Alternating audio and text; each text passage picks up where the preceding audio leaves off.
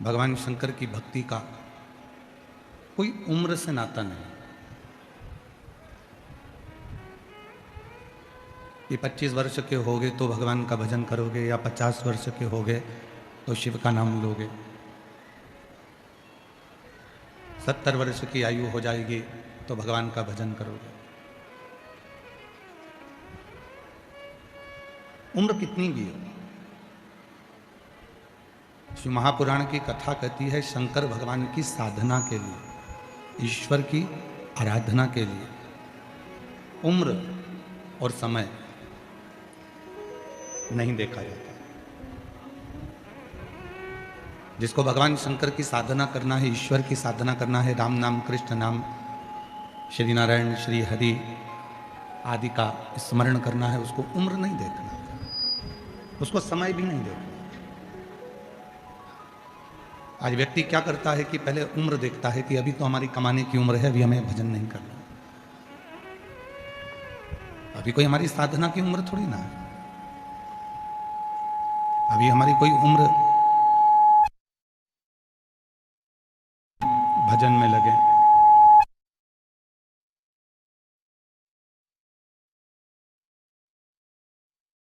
अभी हमारी उम्र कोई ऐसी नहीं हुई कि हम सत्संग में लगे।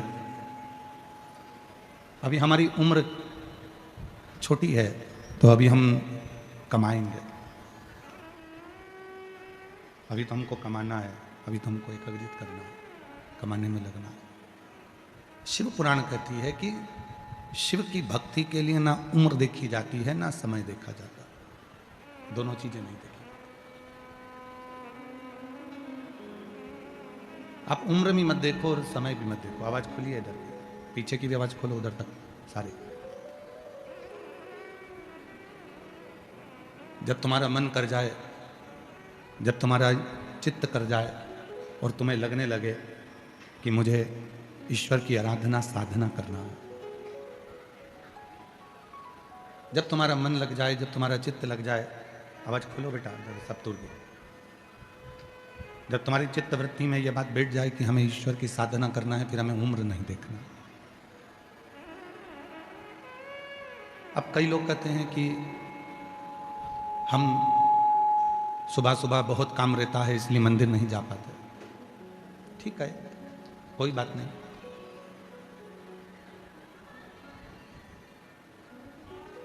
इधर पंडालों की आवाज खोली है। कोई कहते हैं कि हमें मंदिर जाने का समय सुबह सुबह नहीं मिलता।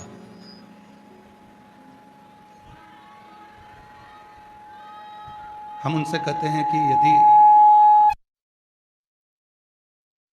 जाने का समय नहीं मिल रहा, आप मंदिर नहीं जा पा रहे सुबह, तो 24 घंटे में से कोई समय तो ऐसा निकालो जिस समय पर आप शिव के सामने जाकर खड़े हो जाओ, शिव की साक्षी में पहुंच जाओ।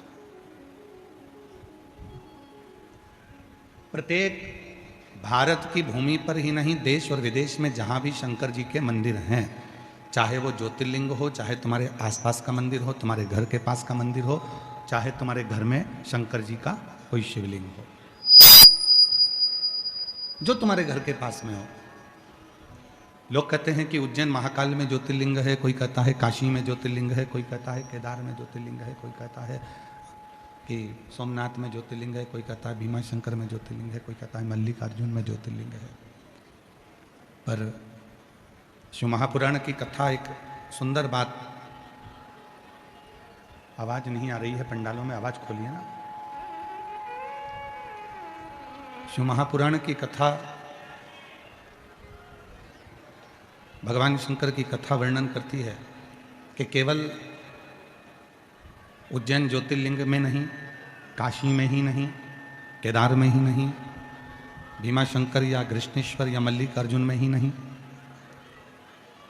शिव महापुराण की कथा कहती है कि शिव भगवान शंकर का शिवलिंग तुम्हारे घर के पास में भी अगर किसी मंदिर में है और तुम्हारे घर के अंदर भी यदि कोई शिवलिंग विराजमान है, तो ये समझ लेना कि वो 12 ज्योतिर्लिंग के रूप में ही विराजमान है। वो 12 ज्योतिर्लिंग के रूप में ही विराजित है। शिवलिंग मतलब शिव की एक ज्योति।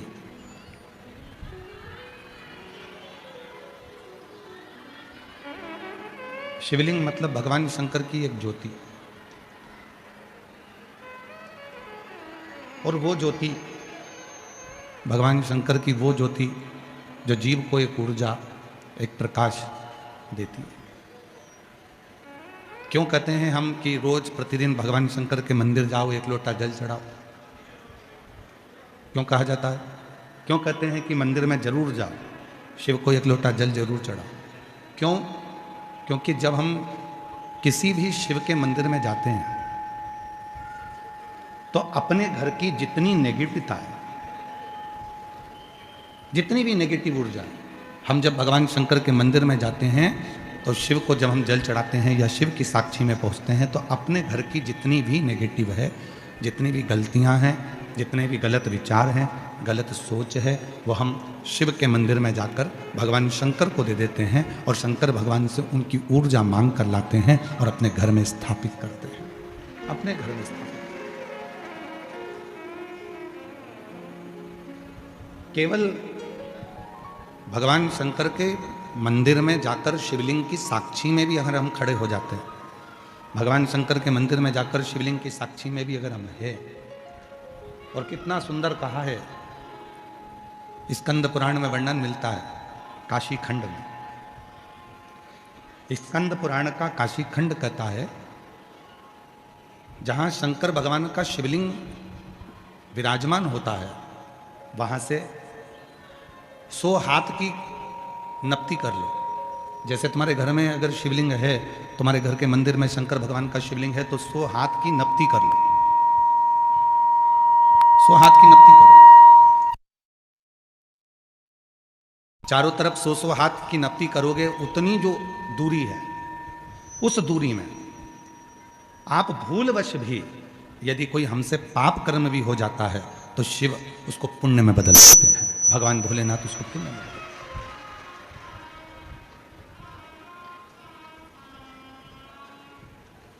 रामचरितमानस किस किसने सुनी है? हाथ उठाओ जरा, जिन्होंने रामायण सुन रखी है। चलिए रखिए। श्रीमद् भागवत कथा किस किसने सुनी है? प्रणाम, रखिए। दोनों कथाओं को देखिए, दोनों कथाओं का स्मरण करिए। भगवान श्री राम जी महाराज का प्रागट्य होता है माता कौशल्या जी के गर्भ से। समय आने पर भगवान शंकर राम जी का दर्शन करने के लिए आते। सुनिए ना कथा सबने, जम के तो बोलो जरा, ठीक है। अब जो रामचरितमानस में हुआ कि भगवान राम जी का प्रागट्य हुआ और भगवान भोलेनाथ, भगवान शिव राम जी का दर्शन करने के लिए राम जी के दरवाजे पर, राम जी के द्वार पर, कौशल्या जी के दरवाजे पर गए, दर्शन किया। और कौशल्या माता ने राम जी के स्वरूप का दर्शन भगवान शंकर जी को कराया।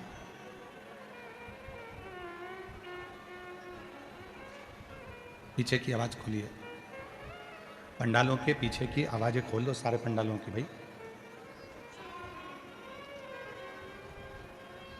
कौशल्या जी के सामने भगवान देवादिदेव महादेव एक योगी का रूप धरकर, एक साधक का रूप धरकर गए।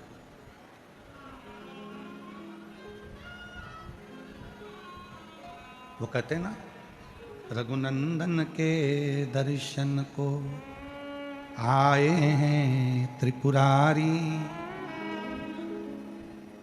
मस्तक पर गंगा सोहे हाथ में डमरू। रघुनंदन के दर्शन को आए हैं त्रिपुरारी, मस्तक पर गंगा सोहे हाथ में डमरू। अलख जगाएं, आवाज लगाएं, रघुनाथ का दर्शन करवा दो। अलख लगाएं, आवाज लगाएं, रघुनाथ का दर्शन करवा दो। रघुनंदन के दर्शन को आए हैं त्रिपुरारी, रघुनंदन के दर्शन को आए हैं। आवाज लगा रहे हैं, राम जी का दर्शन करा दीजिए।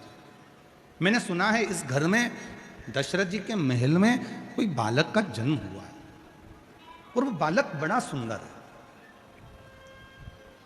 अंदर से एक सखी ने आवाज लगाकर कहा दासी ने कि बाबा तुम इतने बड़े संत होकर बच्चे के सुंदरता पर मोहित हो रहे। तो योगी के रूप में, साधु के रूप में मेरे भोले बाबा कहते हैं वो बच्चा नहीं है, स्वयं त्रिलोकी का नाथ कौशल्या जी की गोद में प्रकटा है। वो बच्चा नहीं है, स्वयं त्रिलोकी का नाथ माता कौशल्या की गोद में आया।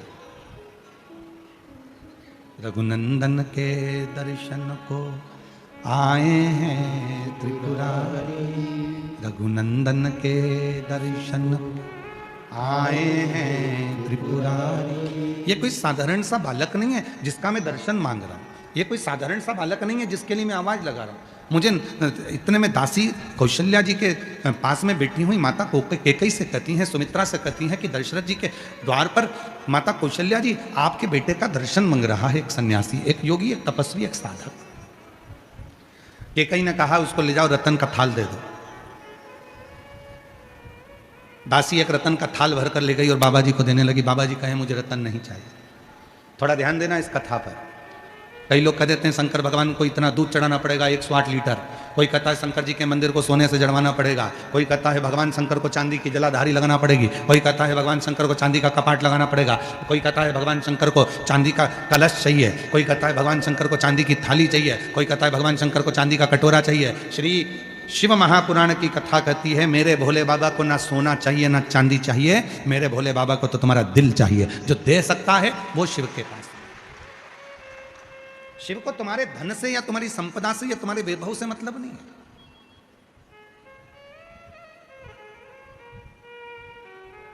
भगवान शंकर को तुम्हारे धन या दौलत से मतलब नहीं है। भगवान शंकर को तुम्हारे संपदा से मतलब नहीं है।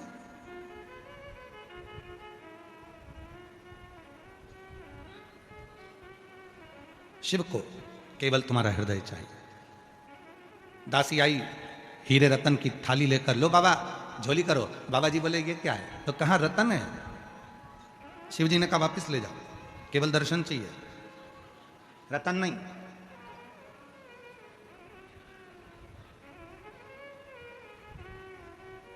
रतन से दर्शन नहीं हो सकते।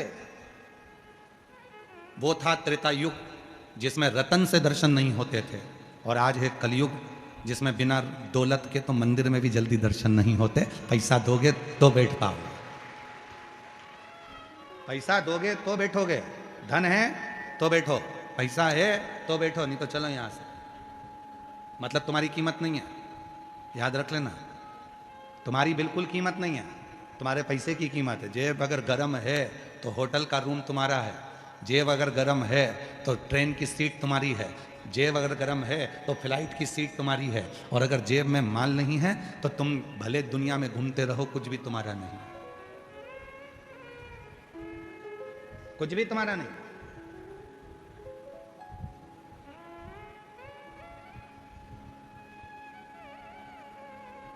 हमें रतन नहीं चाहिए। पहले का समय था त्रेता युग जिसमें रतन से भगवान का दर्शन नहीं चाहिए। हमें केवल दिल से जाकर तो बोलो कौशल्या जी से कि दरवाजे पर योगी आया है, सन्यासी आया है, तपस्वी आया है, साधक आया है, उपासक आया है। इतने में दासी ने कहा, हमने कहा तो ये रतन किसने भेजे? तो ये माता कैकेयी ने भेजे। कौशल्या जी से कहो। फिर खबर गई माता सुमित्रा जी के कानों में, तो सुमित्रा जी ने कहा एक काम करो, अंबर पीतांबर लेकर जाओ, थोड़ा सा सुंदर सोना भरकर सोने की अशर्फियां ले जाओ, हमारे घर में बेटे जन्मे, दे दो बाबा जी को। बाबा जी के पास पहुंचे, बाबा ये सोना, तो ये किसने भेजा? थे सुमित्रा जी ने भेजा। ना ना नहीं चाहिए, आप तो कौशल्या जी से कहो। तब माता कौशल्या जी के पास में खबर गई, और मां कौशल्या जी के पास में खबर जाती है। एक बार जोरदार ताली बजाकर गलता पीठ से स्वामी जी महाराज का एक बार साधुवाद करते हैं। कौशल्या जी के पास में खबर गई, और माता कौशल्या जी ने कहा क्या बात है? तो कहा कि दरवाजे पर एक बाबा आया है, न धन चाहिए न दौलत चाहिए, सब कुछ देकर देख लिया, बस राम का दर्शन चाहिए, राम का दर्शन। और कितना सुंदर बात कही है महाराज शिव महापुराण के अंदर, एक बहुत सुंदर सी बात कही, धन देकर जल्दी दर्शन कर सकते हो, धन देकर जल्दी दर्शन कर सकते हो। धन देकर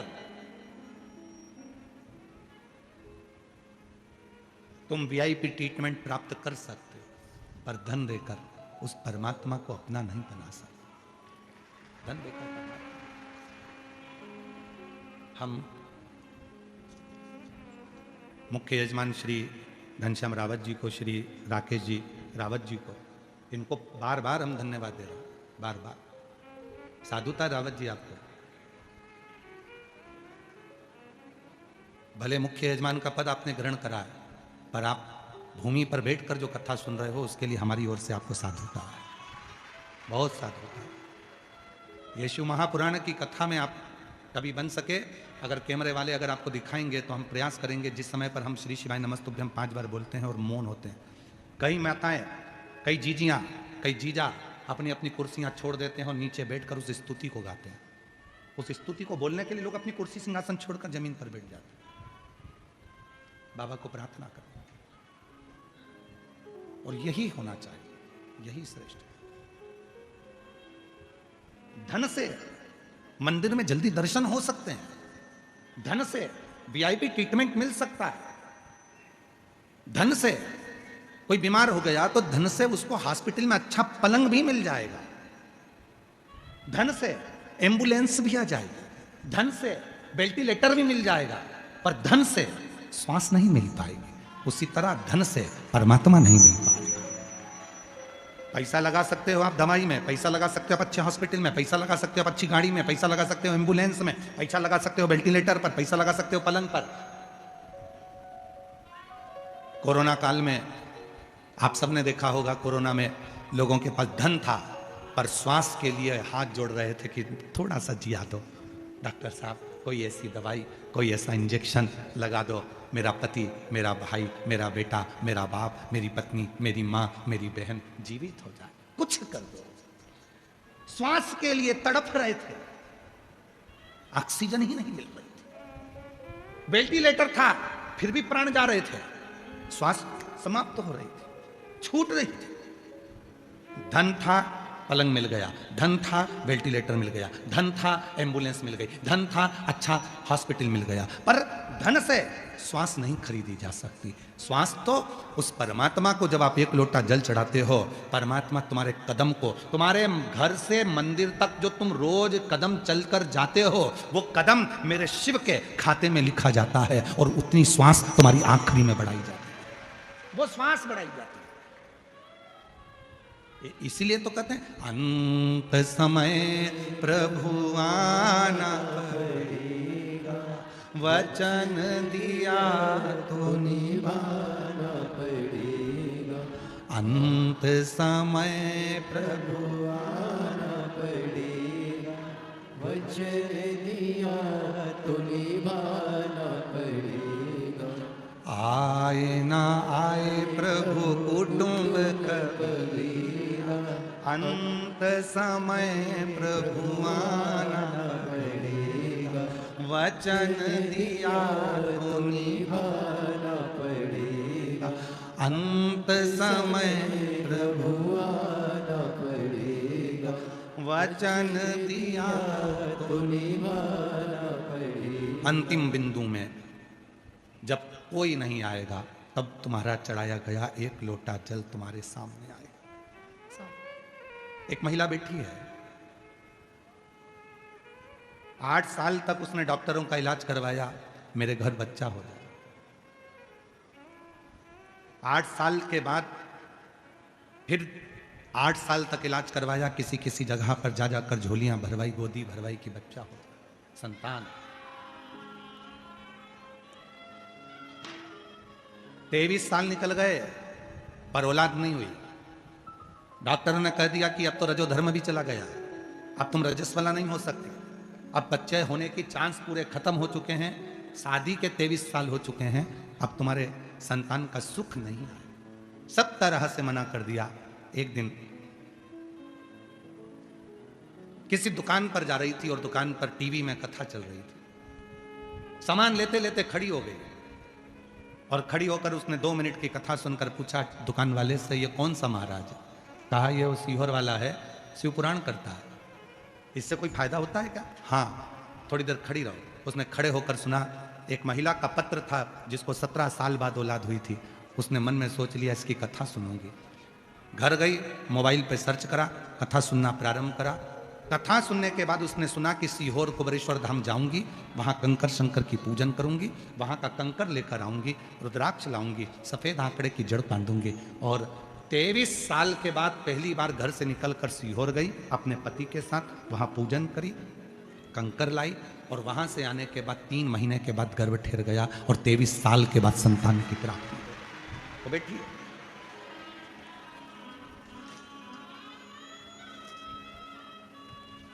पत्र देखिए। मेरा नाम पूनम पवार, पति का नाम दिनेश कुमार पवार। 1 लोटे जल का क्या व्याख्यान करूं गुरुदेव। शादी को 23 साल हो गए गुरुदेव, शादी को 23 साल हो गए। मैं पूनम पवार, पति दिनेश कुमार पवार, 1 लोटे जल का क्या व्याख्यान करूं गुरुजी। मेरी शादी को 23 साल हो गए। 23 साल तक मुझे संतान नहीं। ऐसा कोई डॉक्टर नहीं छोड़ा, ऐसा कोई मंदिर नहीं छोड़ा जहां पर मैंने इलाज ना करवाया हो। IVF भी करवाए पर संतान नहीं हो। फिर कथा के बारे में मालूम पड़ा और बाबा की कृपा से पशुपतिनाथ का व्रत, कंकर शंकर की पूजन सीहोर जाकर करी और बाबा की कृपा से गुरुदेव बाबा ने मुझे संतान दी। आज मेरी संतान 14 महीने की हो गई है। मैं बाबा को यहाँ प्रणाम करने के लिए। मेरा नाम पूनम पवार, गांव ताहनौर, जिला रोहतक, हरियाणा से हैं। और नीचे एक लाइन लिखी है, आप और हम उसको गुनगुनाते। अपनी किस्मत का ताला तुम खोलते चलो, श्री शिवाय नमस्तुभ्यं तुम बोलते चलो, श्री शिवाय नमस्तुभ्यं तुम बोलते चलो। कहीं बैठी हो और बच्चा साथ में आया हो तो ला सकते हैं, आ सकते हैं। 23 साल हो। सुना टीवी पर, कहीं दुकान पर कथा चल रही थी, मन कर गया सुन। देखो शिव कैसा है। मेरे भोले बाबा को देना होता है ना तो वो ऐसे टांग, आपको हाथ पकड़ा, पल्लू पकड़ा और पांव को खींच कर आपको कथा तक लेकर आए। हमने पहले भी कथा में कहा, जयपुर में भले लाखों लाख लोग रहते हों, पर शिव महापुराण की कथा में वही पहुंचेगा जिसको भोले बाबा को 3 महीने में देना है। उसी को बुलाएगा ही नहीं, आते आते कैंसिल करा देगा, पर यहां तक उसी को बुलाएगा जिसको देगा। मां जाओ कहो कौशल्या जी से जाकर सूचना करो कि मुझे दर्शन करना, मुझे धन नहीं चाहिए, मुझे पैसा नहीं चाहिए, मुझे सोने की असरफियां नहीं चाहिए, मुझे रतन नहीं चाहिए, मुझे माणिक मोती नहीं चाहिए। हम पैसे से दर्शन जल्दी कर सकते हैं, हम पैसे से हॉस्पिटल में कमरा खरीद सकते हैं, हम पैसे से सब कुछ कर सकते हैं, पर हम पैसे से ना तो श्वास खरीद सकते हैं और ना उस ईश्वर का आशीर्वाद खरीद सकते हैं। सब कुछ खरीदा जा सकता है।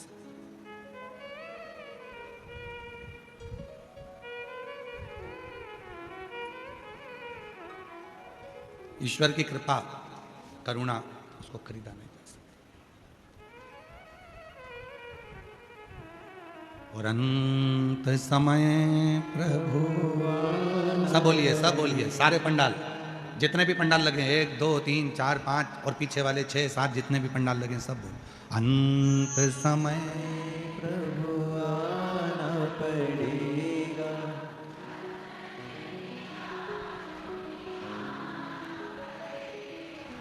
आए ना कुटुंब कबीला, अंत समय प्रभु वचन दिया।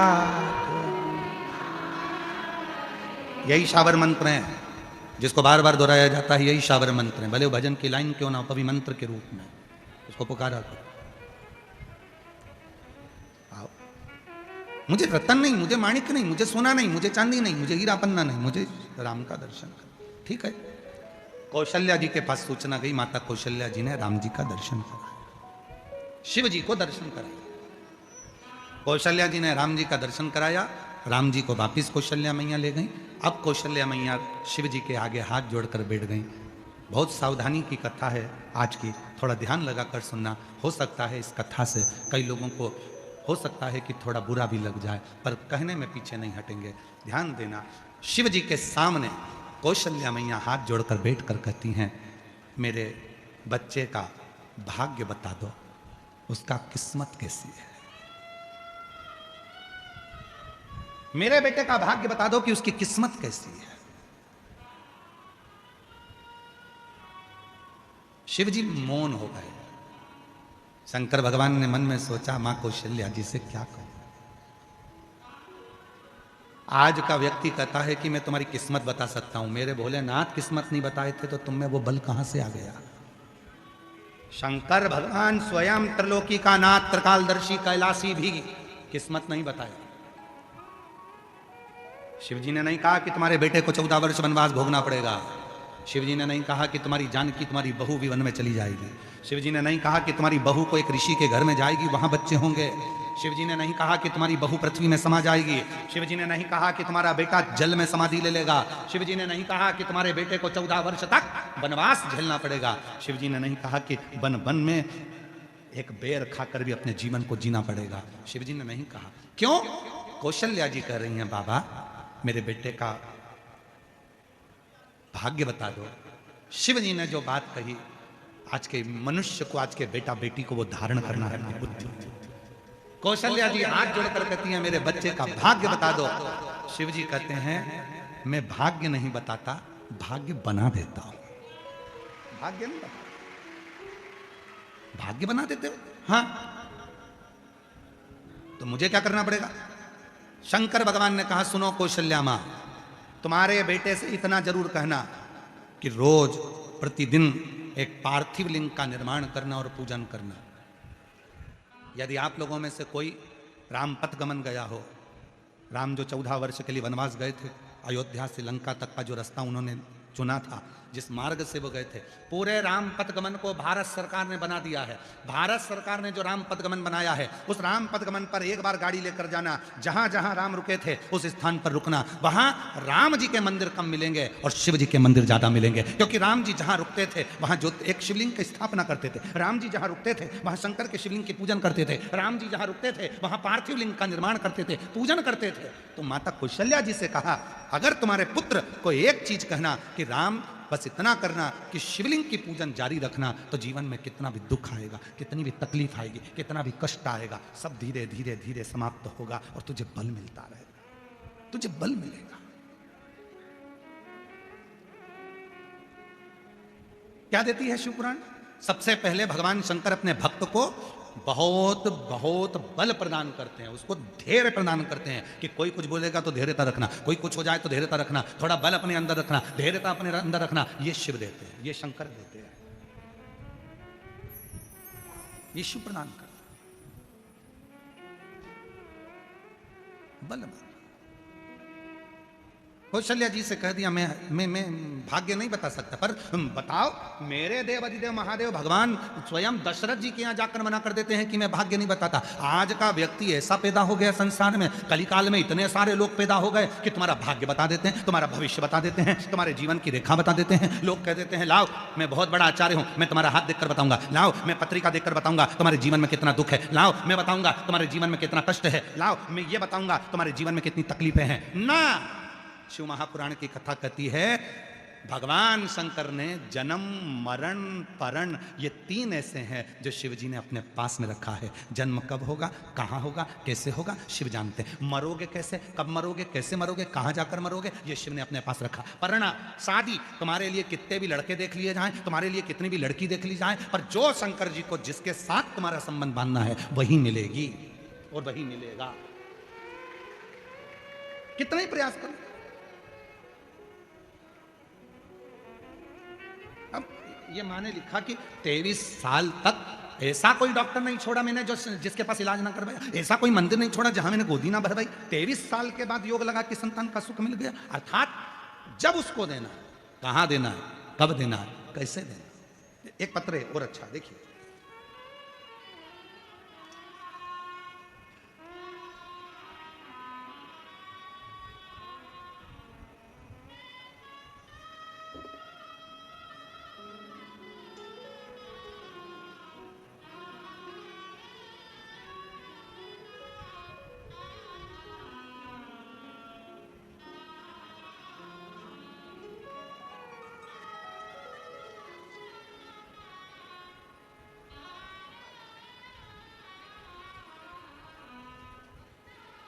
मैं प्रीति खंडेलवाल, पति का नाम आशीष खंडेलवाल, देवी नगर न्यू सांगानेर रोड सोंडाला जयपुर से हूँ। कहीं बैठी हो तो आ सकती हैं।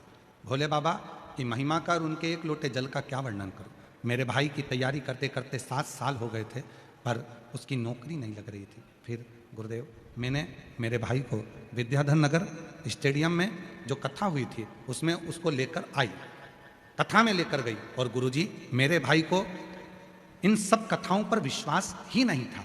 वो विश्वास नहीं करता था कि क्या पंडाल में बैठकर जो कथा सुनता है बाबा उसको 3 महीने में दे देता है। मेरे भाई को विश्वास नहीं था। उसने पत्र में लिखा है, आप भी पढ़ सकते हैं। मेरे भाई को विश्वास नहीं था, क्या ऐसा हो सकता है कि कथा सुनो और 3 महीने में बाबा दे दे।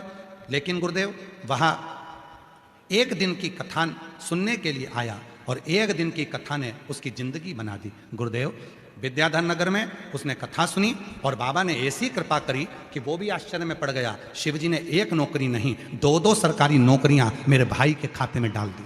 2-2 सरकारी नौकरियां, पत्र में खुद लिख रही, 2-2 सरकारी नौकरियां भाई के खाते में दे दी। और आज बाबा की कृपा से मेरा भाई रेलवे में JEN के पद पर नियुक्त हो गया। मैं बाबा को यहां प्रणाम करने के लिए बाबा को नमन। भले विश्वास नहीं, आप में से कई मेरी जीजियां भी ऐसी होंगी, कई मेरे जीजा भी ऐसे होंगे, कई मेरी बेटियां ऐसी होंगी, कई मेरे बेटा ऐसे होंगे, कई बुजुर्ग माँ बाप ऐसे आए होंगे जो केवल परखने के लिए आए होंगे कि हमने सुना है बाबा कथा कहता है, सियोर वाला बाबा आता है कथा कहता है, और कथा कहने पर उससे जो प्रार्थना करी जाए वो बाबा देता है। कई ऐसी आई होंगे, कई ऐसे मेरे जीजा आए होंगे जो परीक्षा करने के लिए आए होंगे। हम भी देखें वो देता है कि नहीं देता। पर खाली न जाता कोई दर से तुम्हारे, खाली न जाता कोई दर से तुम्हारे। मैं भी खड़ी हूँ नन्ही बाहें पसारे, अपने हृदय से लगा लो गिरा जा रहा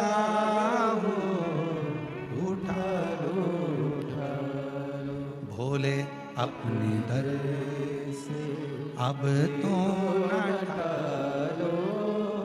गिरी जा रही हो, उठा लो। उससे प्रार्थना करो। यहाँ टाइम बर्बाद करने के लिए मत आओ, भीड़ बढ़ाने के लिए बिल्कुल मत आओ। आप अन्य कथाओं में चले जाना भीड़ बढ़ाने के लिए, पर शिव पुराण में भीड़ बढ़ाने बिल्कुल मत आना, क्योंकि भीड़ बढ़ाने तुम्हारी भीड़ बढ़ती है और जजमान परिवार और समिति और सबके श्वास ऊपर नीचे होने लगती है। भीड़ बढ़ाने के लिए शिवपुराण में मत आओ, समय बर्बाद करने के लिए शिवपुराण में मत आओ। तुम्हारा मन पड़े बाकी की कथा में जाना, पर शिवपुराण में अगर आए हो तो यहां भीड़ बढ़ाने के लिए नहीं, समय खराब करने के लिए नहीं, यहां बाबा को अपने मन का भाव करने के लिए, अपने बाप से, अपने पिता से, शिव से बात करने के लिए, दिल से उसको बोलने के लिए, हृदय से प्रार्थना करने के लिए, निवेदन करने के लिए,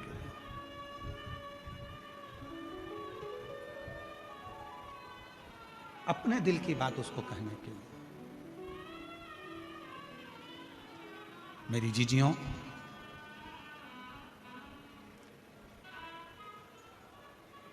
अच्छा विचार कर कर जिस दिन बाबा के पास में आओगी ना, उस दिन बाबा आपको कभी खाली नहीं छोड़ेगा। अच्छी सोच रखकर जिस दिन आओगे, घर से चलो ना तो ये विश्वास के साथ चलना कि मैं कथा में जा रही हूं और मेरा ये दुख मेरा बाबा मिटाएगा। तो ये पक्का है। यहां से जाया करो तो यहां की मिट्टी को नमन कर कर कहकर जाया करो, तू मेरे घर कब आएगा, मैं बहुत दुखी हूं, कष्ट में हूं। हे कालाधिपति महाकाल, हे मेरे विश्वनाथ, हे मेरे सोमनाथ, हे मेरे मल्लिकार्जुन, हे मेरे कुबरेश्वर बाबा, तू मेरे यहाँ कब आए, मेरा दुख मिटाने के, मेरा कष्ट मिटाने के।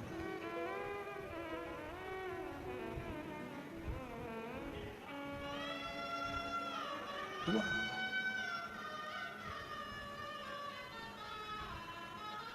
तेरे बिना चित्त नहीं लगता, तेरे बिना मन नहीं लगता। तू आएगा तो मेरा दुख मिटेगा, बिना आए दुख नहीं मिट सकता। शिव जी ने कह दिया, कौशल्या जी, मैं किसी का भाग्य नहीं बताता पर मैं भाग्य बना देता हूं। ये तो हो गई त्रेता युग की बात। अब आ जाओ द्वापर युग में, जब भगवान कृष्ण का जन्म हुआ, शिव जी दर्शन करने गए। श्री कृष्ण के दर्शन करने चले सदा शिव गोकुल में, गली गली में शोर मचावे चले सदा शिव गोकुल में। अब आ जाओ द्वापर में, भगवान कृष्ण के दर्शन करने आए। यशोदा जी ने भी लाला का दर्शन कराने से पहले धन दिया, दौलत दिया, संपदा दी, पर नहीं दिया बेटा।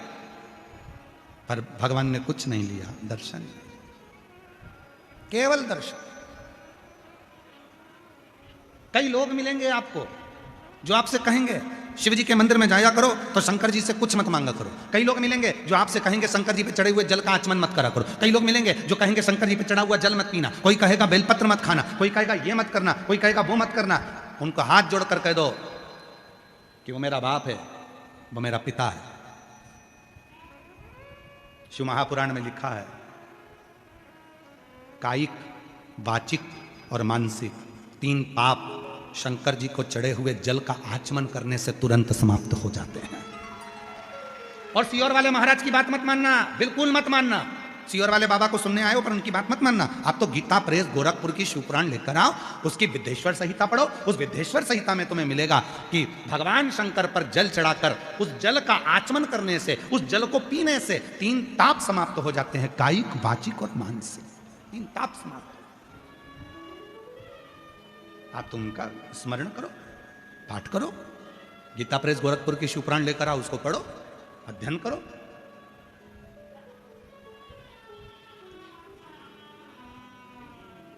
जरूरी नहीं है कि तुम हमारी बात मानो, बिल्कुल मत मानो। आप तो पढ़ो, अध्ययन करो, स्मरण करे।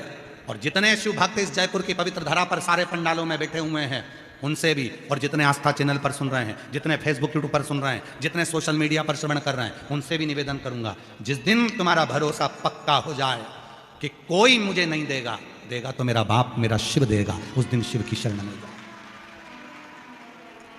पड़ोसी को कितना भी चाय पिला लो, पड़ोसन के घर के कितने भी बर्तन धो लो, पड़ोसन के कितने भी अचार खिला दो, पड़ोसन के घर की माता जी को कितनी भी साड़ी पहना दो, पर पड़ोसन के पास करोड़ों का धन होगा पर वो अपनी प्रॉपर्टी तुमको नहीं देगी। मेरी बहुओं से निवेदन है, मौसी सास को कितना भी तुम पांव पढ़ लो, मामी सास के कितने भी पांव पढ़ लो, चाची सास के कितने भी पांव पढ़ लो, ताई सास के भी कितने पांव पढ़ लो, पर वो तुम्हें सोने की चेन नहीं देगी। सोने की चेन भले सास से कितना भी झगड़ा हो जाए, लड़ाई हो जाए, पर आखिरी में जब बंटवारा होगा तो सास की सोने की चेन तुझे जरूर मिलेगी। वो ताई सास नहीं देगी, वो चाची सास नहीं देगी, वो मौसी सास नहीं देगी, वो मामा ससुर नहीं देगा, वो पड़ोसन नहीं देगी, वो रिश्तेदार नहीं देंगे, वो कुटुंबी नहीं देंगे। आखिरी में वो चेन तुझे तेरी सास की तुझे ही मिलेगी। भले वो लड़ाई हो, झगड़ा हो, कितना भी विवाद हो, पर देगी वही। उसी तरह तुम सब दूर घूम कर आ जाओ, आखिरी में शांति, वैभव, धन, दौलत, संपदा और जीवन का सुख कहीं नहीं मिलेगा। वो मिलेगा तो शिव की शरणागति में ही मिलेगा, शंकर के पास। तुम पूछो मत पूछो, तुम जल चढ़ाओ मत चढ़ाओ, तुम श्री शिवाय नमस्तुभ्यम बोलो मत बोलो, तुम पंचाक्षर और नमः शिवाय बोलो मत बोलो, तुम ओम नमः शिवाय षडाक्षर बोलो मत बोलो, और आखिरी में पाला उसी से पड़ेगा। अंत समय प्रभु आना। अंत में पाला उसी से पड़ने वाला, किसी दूसरे से पाला नहीं पड़ेगा, पाला उसी से पड़ेगा। वही और मैंने तेरे ही भरोसे, अंत में उसी बाबा तेरे ही भरोसे हवा विच उड़ती जागे बाबा डोर। आप ही के भाई का नौकरी लगा है, अभी उदयपुर ट्रेनिंग में है। एक बार जोरदार ताली बजाओ प्रीति खंडेल।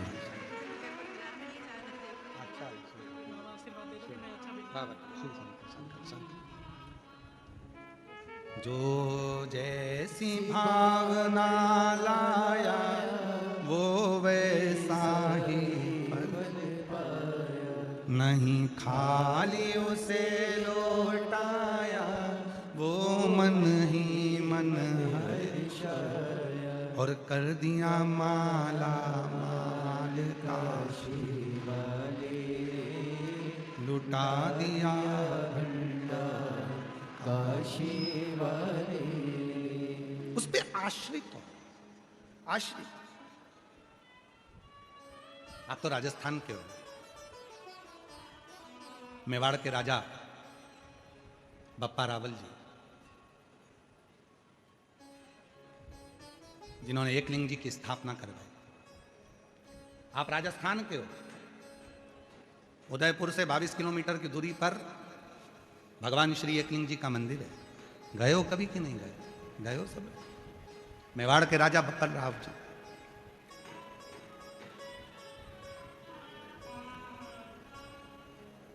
ध्यान देना, जब मेवाड़ पर आक्रमण हुआ, वहां के महाराज ने अपने पुत्र बप्पा रावल जी को एक गुरु के पास में वन में भेज दिया। बप्पा रावल जी वन में चले गए, छोटे थे, वहीं पर शस्त्र विद्या, वहीं शास्त्र विद्या, सारी विद्या उन्होंने वहीं ग्रहण कर। एक दिन गुरु जी के मुख से निकल गया, वीरों की भूमि है राजस्थान, यहां की भूमि का जल ही ऐसा है कि यहां का बच्चा हो चाहे बूढ़ा हो, वो वीरों की ही मौत मरता है। उसमें वीरता का गुण होता है। वीरों की भूमि है राजस्थान। बप्पा रावल जी, छोटी सी अवस्था थी 7-9 वर्ष की, और रावल जी, बप्पा रावल ने वन में अपने गुरु के मुख से सुन लिया। गुरु जी बोले कि जब व्यक्ति बहुत संघर्ष करता है और उसको कोई लक्ष्य नहीं मिलता, तब वो शिव की शरणागति ग्रहण करे। ये बप्पा रावल जी ने अपने गुरु के मुख से सुन लिया, शिव की शरणागति ग्रहण करे। और बप्पा रावल जी ने शिव शरणागति का वो भाव सुन लिया, धारण कर लिया। एक दिन बप्पा रावल जी जब छोटे थे, पहुंच गए वन में, गुरु जी से कहा गाय मैं चराऊंगा। ठीक है, चले जाओ। बप्पा रावल जी गाय चराने के लिए गए। शिव की साधना में ऐसे डूब गए कि उनके गुरु उनको ढूंढने के लिए निकले। गुरु ढूंढे, और गुरु जी ने उनको ढूंढा। बप्पा रावल जी तो तप में लीन थे। शिव पुराण में हम वर्णन करें बप्पा रावल जी का चरित्र, तो शिव के भक्त के रूप में उनका चरित्र का वर्णन करूं। बप्पा रावल जी जब शिव से साधना करते थे तो शिव उनके सामने आकर बात करते थे। मेवाड़ के वो राजा, एक दिन शिव जी ने कहा बप्पा रावल से, ये पूरा मेवाड़ मैं तुम्हें देता हूं। बप्पा रावल जी ने कहा दुश्मनों ने आक्रमण कर कर अपना बना रखा है, कैसे मिलेगा? बप्पा रावल जी से शिव जी कहते हैं तो तलवार उठा, तलवार तेरे हाथ में होगी, बल शिव का होगा, और याद रखना हारने नहीं दूंगा। पूरी दुनिया का एक राजा बप्पा रावल जी एक ऐसे थे जिन्होंने अपनी लाइफ में, अपनी जिंदगी में कोई युद्ध नहीं हारा था और धर्म के लिए आगे बढ़कर लड़ते थे। केवल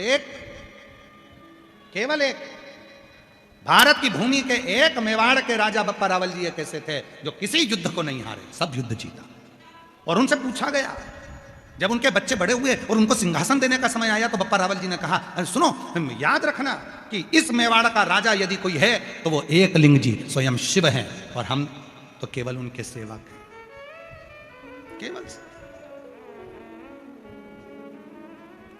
हम केवल सेवक। अब कितना विश्वास होगा? उन्होंने अपने बच्चों से कहा आज भी मेवाड़ में राजा एकलिंग जी को ही माना जाता है।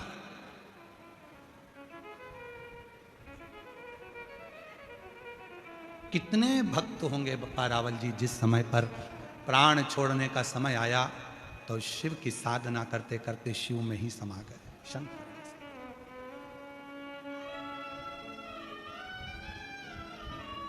शिव में।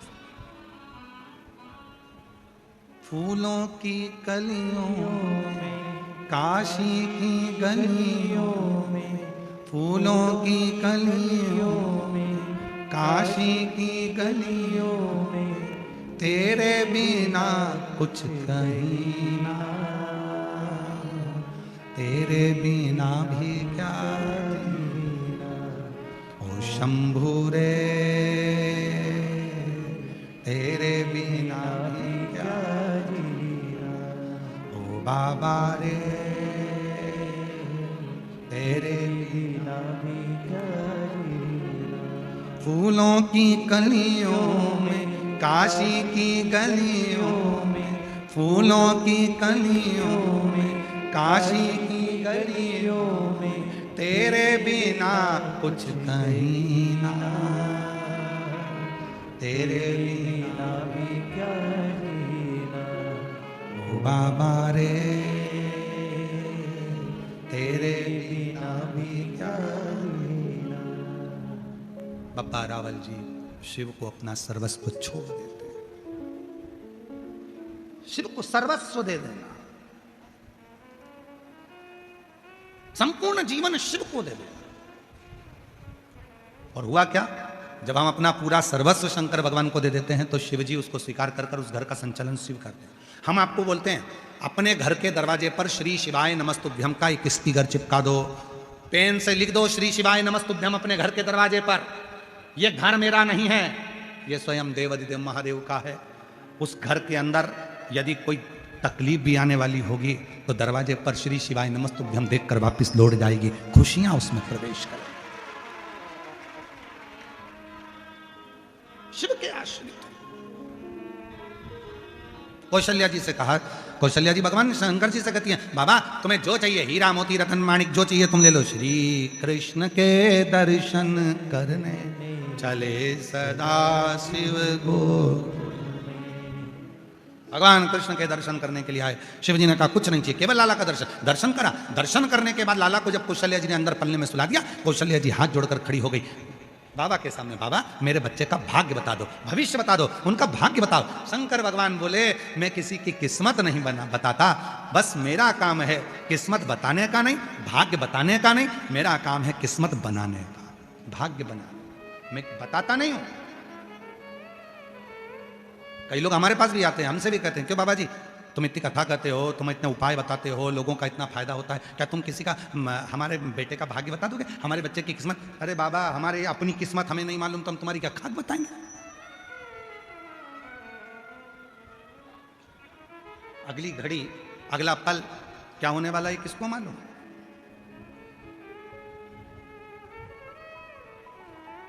नहीं। हाँ इतना जरूर है, हम किस्मत नहीं बता सकते, पर इतना जरूर है शिव महापुराण की कथा जो दिल से सुनता है, शंकर को एक लोटा जल चढ़ाता है, श्री शिवाय नमस्तुभ्यम जो गुनगुनाता है, उसकी किस्मत मेरा भोले बाबा जरूर बना देता है। उसका एक पत्र है, अच्छा है पत्र, देखिए बड़ा सुंदर है।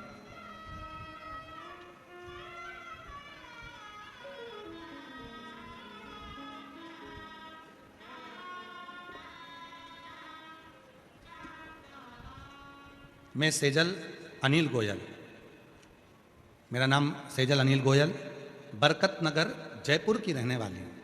महाराज जी शादी को 9 साल हो चुके थे पर कोई संतान नहीं थी। मेरी सास ने आपकी कथा टीवी पर सुनी और आंख की जड़ वाला उपाय करने को कहा। मैंने 2 बार उपाय किया पर फिर भी मेरा गर्भ नहीं ठहरा। मैंने डॉक्टरों को किया, दिखाया, उन्होंने भी बोला कि आपको संतान नहीं हो सकती, मुश्किल है, संतान का सुख ही नहीं। तब मेरी सास ने फिर कहा तो टीवी पर कथा तो सुनाकर, वो सियोर वाला बाबा बोलता है बैठा कर कथा सुनने के लिए, और जब कथा सुनकर उठे टीवी के सामने तो वहां की मिट्टी को भी अपने पेट पर लगाया कर। मैंने वही करा, कथा सुनती टीवी के सामने, वहां की मिट्टी को अपने पेट पर लगाती। पशुपतिनाथ का व्रत मैंने 2 बार करा। जब योग नहीं बना तब सीहोर पहुंच गई, कंकर शंकर की पूजन कर कर वहां का एक कंकर लेकर आ गई, रुद्राक्ष लेकर आ गई, शिव जी का चढ़ा हुआ रुद्राक्ष में जल चढ़ाकर उसको पीने लगी। बड़ोदरा गुजरात में आपकी कथा चल रही थी, तब उस कथा में बाबा की कृपा से, देवादिदेव महादेव की कृपा से, पूर्व में जो आपकी कथा हुई उस कथा का रसतत्व में मैंने श्रवण किया, और गुरुदेव बाबा ने ऐसी कृपा कर दी कि मुझे अंदाजा नहीं था कि कथा की मिट्टी भी कमाल कर जाती है। और बाबा ने मेरे गर्भ से 1 नहीं 2 बच्चों ने जन्म लिया बाबा की कृपा से, और दोनों बेटे, एक का नाम हमने शिवाय रखा और दूसरे का नाम हमने कान्हा रखा। ये शिव की कृपा से, शिव की। एक लाइन अच्छी लिखी है, आओ अपन गुनगुनाते हैं। सच कहते हैं हर कंकर में शंकर है, एक बार विश्वास करके देखो।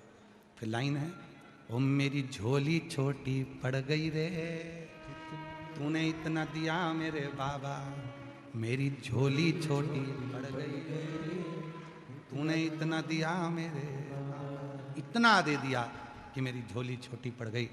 2 संतान 2 पुत्र मेरी गोदी में 9 साल के बाद मिलती है शिव, 9 वर्ष के।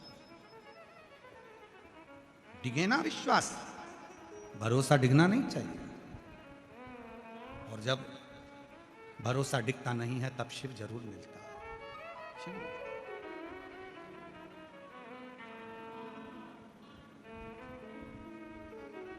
हम बाबा भाग्य बताएंगे? नहीं, नहीं।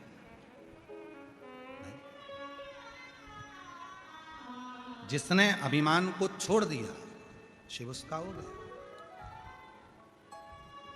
अभिमान है तो शिव अपने पास नहीं रखेंगे। माता सती दक्ष प्रजापति के घर में जब 60 कन्याओं का जन्म हो गया, दक्ष प्रजापति के घर में जब बेटियों का जन्म हो गया, जन्म होने के बाद भी दक्ष प्रजापति माँ दुर्गा भवानी से, शेरावाली से, माँ जगत जननी से, माँ दुर्गा भवानी से, माँ आद्य शक्ति से तप कर कर साधना कर कर वर मांगते हैं। तो माँ आद्य शक्ति दुर्गा ने पूछा, बता दक्ष प्रजापति तुझे क्या चाहिए? दक्ष प्रजापति कहते हैं कि मेरे घर में एक बेटी का और जन्म हो जाए, और वो बेटी कोई दूसरी नहीं चाहिए। दक्ष प्रजापति कहते तुम मेरे घर में बेटी बनकर आओ, तुम मेरे घर में बेटी बनकर आओ। मां जगत जननी दुर्गा भवानी ने हंसा, मुस्कुराई मां आद्य शक्ति और हंसकर बोली, रे दक्ष प्रजापति मैं तेरे घर में बेटी बनकर आ भी जाऊंगी तो तू मुझे समझ नहीं सकता है, तू मुझे समझेगा नहीं, तू मुझे जानेगा नहीं। क्यों? क्योंकि मैं जिस जगह पर अहंकार रहता है वहां टिकती नहीं हूं, और अहंकार के बस होकर मैं रह नहीं सकती। शिव को भी अभिमान पसंद नहीं है और मुझे भी अभिमान पसंद नहीं है, मैं नहीं रह सकती। नहीं नहीं मां, आप आओ मेरे घर में।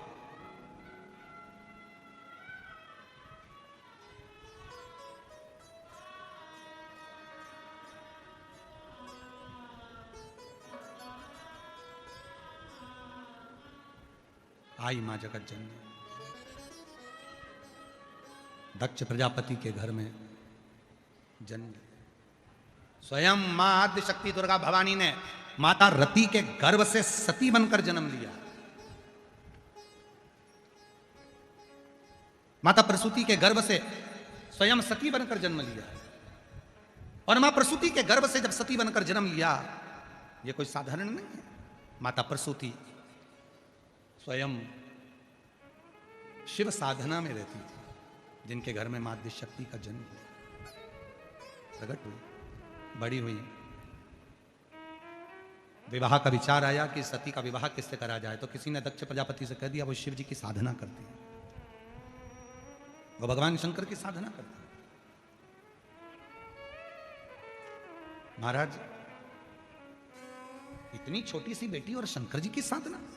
अभी कथा प्रारंभ करी थी जब आपको कहा था कि शिव की साधना में ना समय देखा जाता है, शंकर के पूजन में ना समय देखा जाता है, ना उम्र देखी जाती है। कई लोग कहते हैं शंकर जी के मंदिर सुबह जाना चाहिए, कोई कहता है शिव जी के मंदिर शाम को जाना चाहिए। शिव महापुराण की कथा कहती है भगवान विष्णु के यहाँ बैकुंठ में दरवाजा है, ब्रह्मलोक में दरवाजा है, इंद्रलोक में दरवाजा है, गरुण लोक में दरवाजा है, वरुण लोक में दरवाजा है, स्वर्ग लोक में दरवाजा है, चारों धाम में दरवाजे हैं। पर शंकर भगवान जिस भूमि पर निवास करते हैं कैलाश पर कोई दरवाजा नहीं है।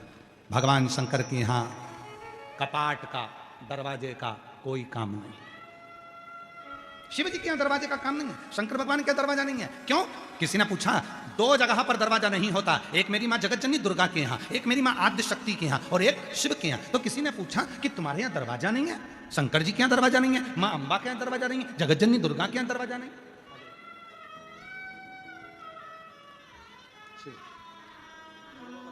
अरे किसके? आपके? रोते नहीं, अब तो खुशी मना, तेरे को 2 हो गए बाबा। बाबा से प्रार्थना करी तूने, बाबा की कृपा। दोनों बाबू घर हैं? अच्छा, लेके आए थे महाराज। अच्छा कल लाए थे, ठीक है। बाबा से मुंबई में भी गए थे, कथा हमने सेवा मांगी थी, वो भी मुंबई गए थे हम, तो हमने कहा भगवान हमको सेवा करने का मौका दो। इन्होंने सेवा ली। दोनों बच्चों को जोरदार ताली बजाओ।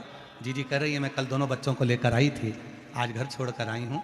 और कह रही है कि 2 कथाएं ऐसी हुई जहाँ पर मैं खुद जाकर समिति से मिलकर बोली कि मुझे सेवा दो, क्योंकि मेरे संतान नहीं। मैं जब ये झाड़ू लगाऊंगी, यहाँ कचरा बीनूंगी, रोटी बनाने में सेवा करूंगी तो मेरे को बाबा देगा। और मुंबई कथा में भी सेवा करने पहली कथा में गई थी, और बीच में 23 में भी सेवा करने गई थी बड़ौदा 2000। तो बाबा की कृपा से बाबा ने 2 संतान दी, दोनों बेटे दिए, एक शिवाय और एक कन्हैया। रोते नहीं, खुश हो, अब तो खुश होकर जा, बढ़िया बाबा की कृपा, शिव कृपा,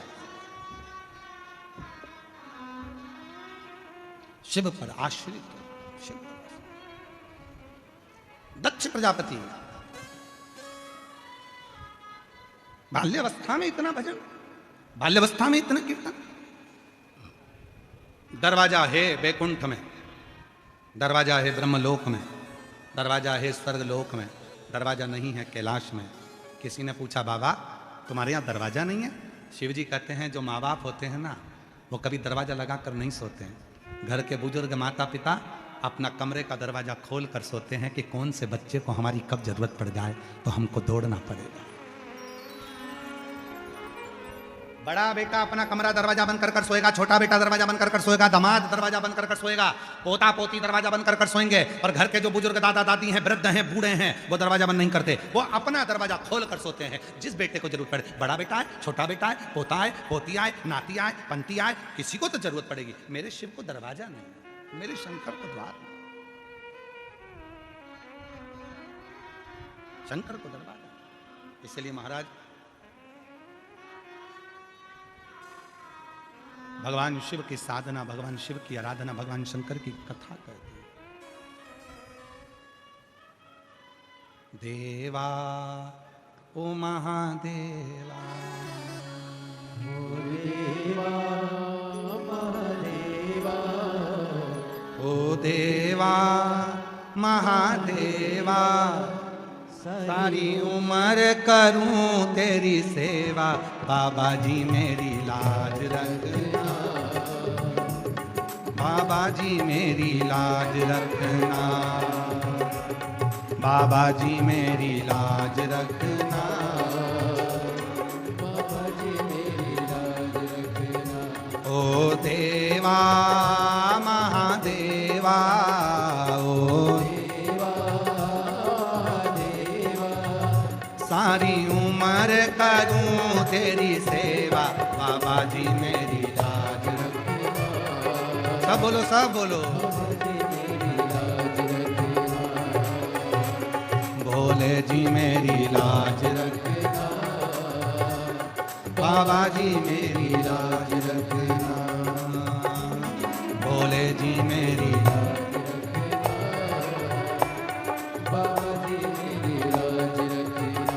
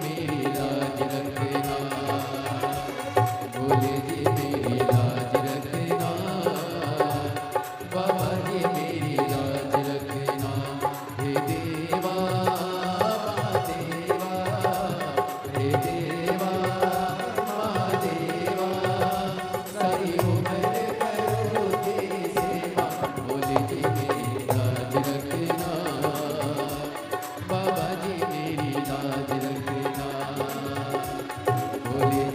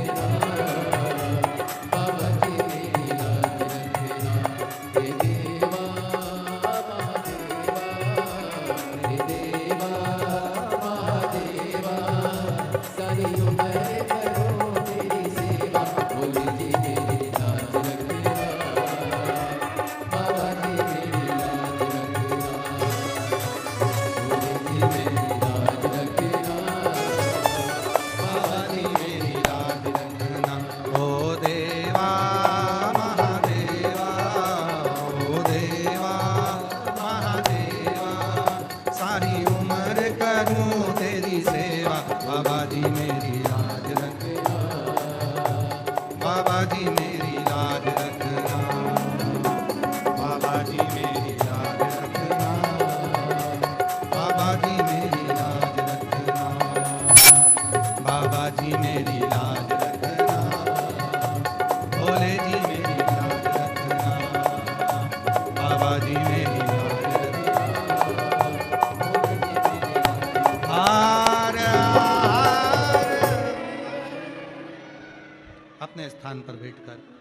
बाबा देवादिदेव महादेव को अपने मन का भाव कहिए, दिल से प्रार्थना करिए, विनय करिए, निवेदन करिए, विनती करो। बाबा को मन का भाव कहो। जहाँ जगह मिले वहाँ बैठकर, प्रेशर खोलो, प्रेशर आएगा। जहाँ जगह मिले वहाँ बैठकर बाबा को अपने मन का भाव कहिए, प्रार्थना करिए, विनय करिए, निवेदन करिए। ये कथा 26 मार्च तक जयपुर राजस्थान की पवित्र धरा पर चल रही है। कथा का समय दोपहर में 2 बजे से 5 बजे तक है। दिल से आप और हम इस कथा का लाभ ले रहे हैं। ये कथा 26 मार्च को विराम हो जाएगी। 30 मार्च से 5 अप्रैल तक आरणी यवतमाल महाराष्ट्र में कथा रहेगी 1 बजे से 4 बजे तक।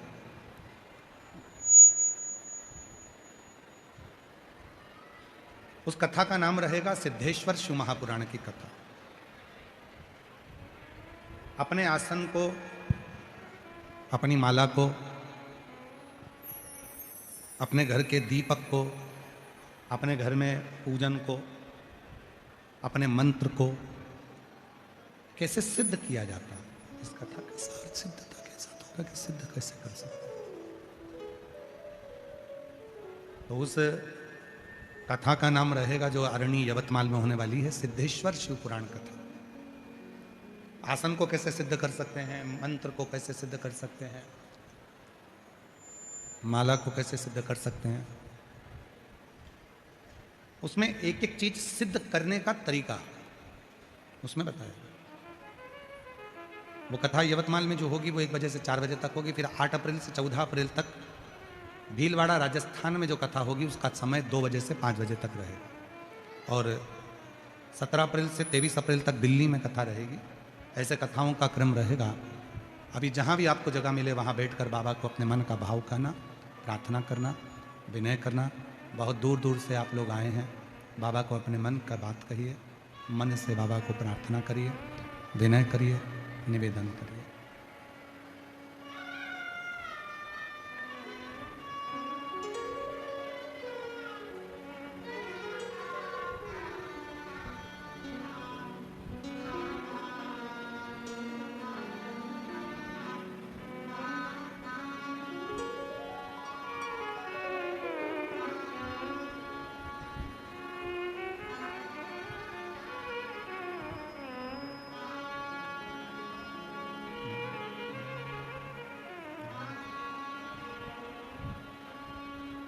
श्री शिवाय नमस्तु। श्री शिवाय नमस्तु। श्री शिवाय नमस्तु। श्री शिवाय नमस्तु। श्री शिवाय नमस्तु। भोला सब दुख काटो हमारा, ओ भोला सब दुख काटो हमारा। शिव शंकर जपो तेरी माला, भोले बाबा जपो तेरी माला। भोला सब दुख काटो हमारा, ओ भोला सब दुख काटो हमारा। वेश है मंगल मंगलकारी, वेश है मंगल मंगलकारी। शमशान वासी हमारा, शमशान वासी हमारा। ओ भोला सब दुख काटो हमारा, ओ भोला सब दुख काटो हमारा।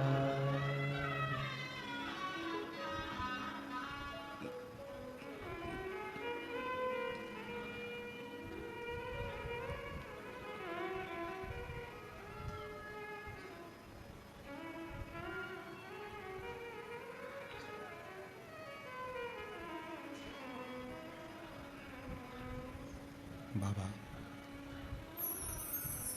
देवादिदेव महादेव, भगवान शिव, ओगड़दानी, त्रिकालदर्शी, कैलाशी, विनाशी, भगवान शंकर की पवित्र कथा कह रही है, शिव महापुराण की कथा वर्णन कर रही है, शिव तत्व कह रहा है। शिव के यहाँ कोई द्वार नहीं है, उसके सारे द्वार खुले हुए हैं अपने भक्तों के लिए।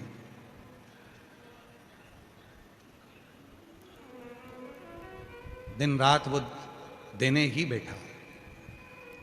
और कोई तुमसे कहे कि भगवान के दरवाजे पर जाकर शिव जी को जल चढ़ाकर कुछ मत मांगो, तो तुम किसी दूसरे से नहीं मांग रही, अपने पिता से मांग रही। संकोच करना दूसरे से मांगने में, पर अपने बाप से मांगने में कभी संकोच मत करना। वो जगत का पिता है और जगत की माँ है, सबकी झोली खुशियों से भर देती है। मांगो, दूसरे से मत मांगो, अपने पिता से, भगवान देवादिदेव महादेव से, उसके दरवाजे पर जाकर जो कहो वो सुनेगा, श्रवण करेगा।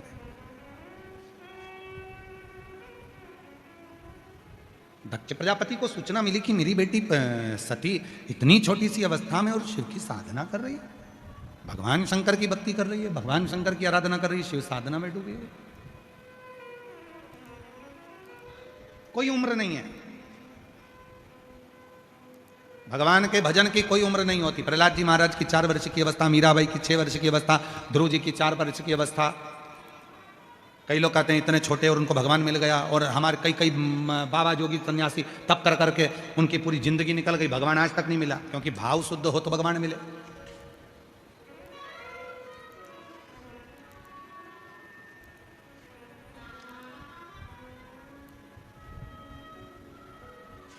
शुद्धता के भाव में अच्छा कर्म यदि पूर्व में करा होता है तो फिर अगला जन्म जो होता है उस जन्म में भी सुख भोगने को मिल जाता है, भले कोई भी जन्म मिले। तुम देखो तुम्हारे जयपुर में कुछ कुत्ता, जयपुर के देखना खुजेली होंगे, कुत्ताओं की भी खाल निकल गई होगी, खुजेली कुत्ता है। कई जगह पर तुम जहां जहां कथा सुनते हो, अपने मोहल्ले में, अपने गांव में, अपने शहर में देखना, कुछ कुत्ते ऐसे मिलेंगे, खुजेली, बाजार में घूमते हुए, नाली में पड़े हुए, झूठन खाते हुए।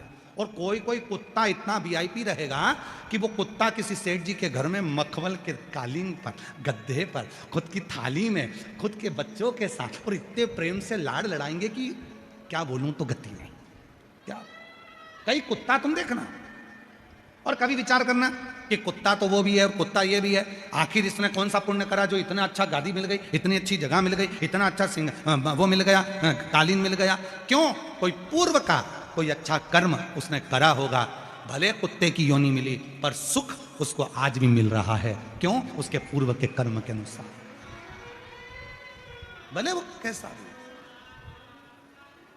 इसलिए फिर निवेदन आप लोगों से करेंगे, हिम्मत बुरे कर्म कर वरना पछताएगा, भगवान की आंखों से तू बच नहीं पाएगा, तू बच नहीं पाएगा। अरे ओ अज्ञानी मत करना दानी, अरे ओ अज्ञानी मत करना, तेरे कर्म का फल भी तू ही पाएगा, जैसा किया तूने तेरे आगे आएगा। मत बुरे कर्म कर वरना पछताएगा, भगवान की आंखों से बच नहीं पाएगा, तू बच नहीं पाएगा। जैसा कर्म करेंगे वैसा फल भोगने को मिलेगा। अच्छा कर्म करिए, योनि काय की भी मिले। कर्म जब हमारा अच्छा होगा तो योनि काय की भी मिले, सुख मिलेगा, सुख।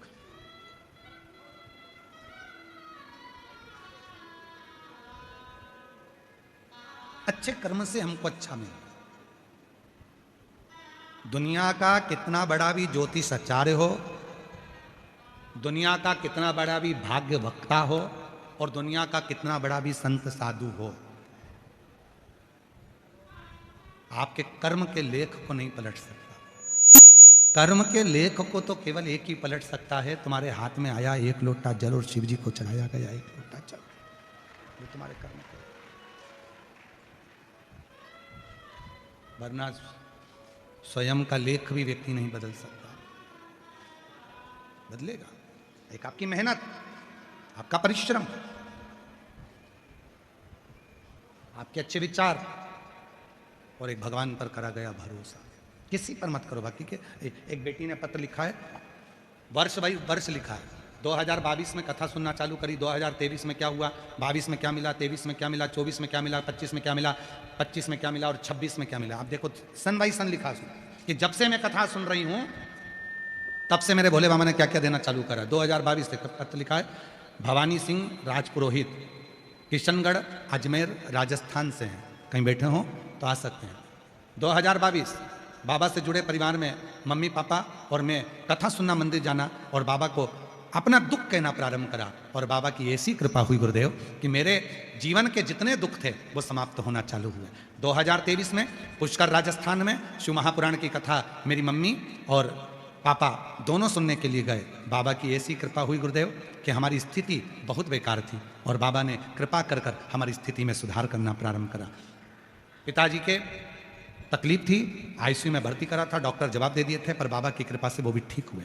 2024 में 7-8 साल से गवर्नमेंट जॉब के लिए नौकरी की तैयारी कर रहे थे पर हो नहीं रहा था और बाबा की कृपा से 2024 में कथा के पंडाल में जाकर कथा श्रवण करना प्रारंभ करी और बाबा की ऐसी कृपा हुई कि बाबा की कृपा से आज मेरा गवर्नमेंट जॉब लग गया। मैं बाबा को धन्यवाद देने के लिए आई हूँ। और गुरुदेव एक नौकरी नहीं, शहद बेलपत्र का प्रयोग करा, 3-3 नौकरियां सामने सिलेक्शन हुई और बाबा की कृपा से गवर्नमेंट की एक नौकरी को हमने सिलेक्ट किया। 2025 रुद्राक्ष महोत्सव में हम पहुंचे और बाबा से प्रार्थना करी।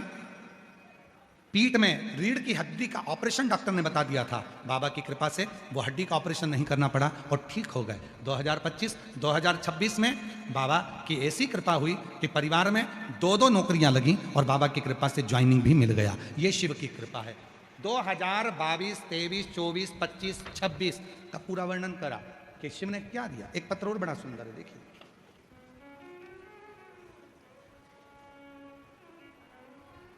मेरा नाम निशा शर्मा, पत्नी श्री हेमंत शर्मा, ग्राम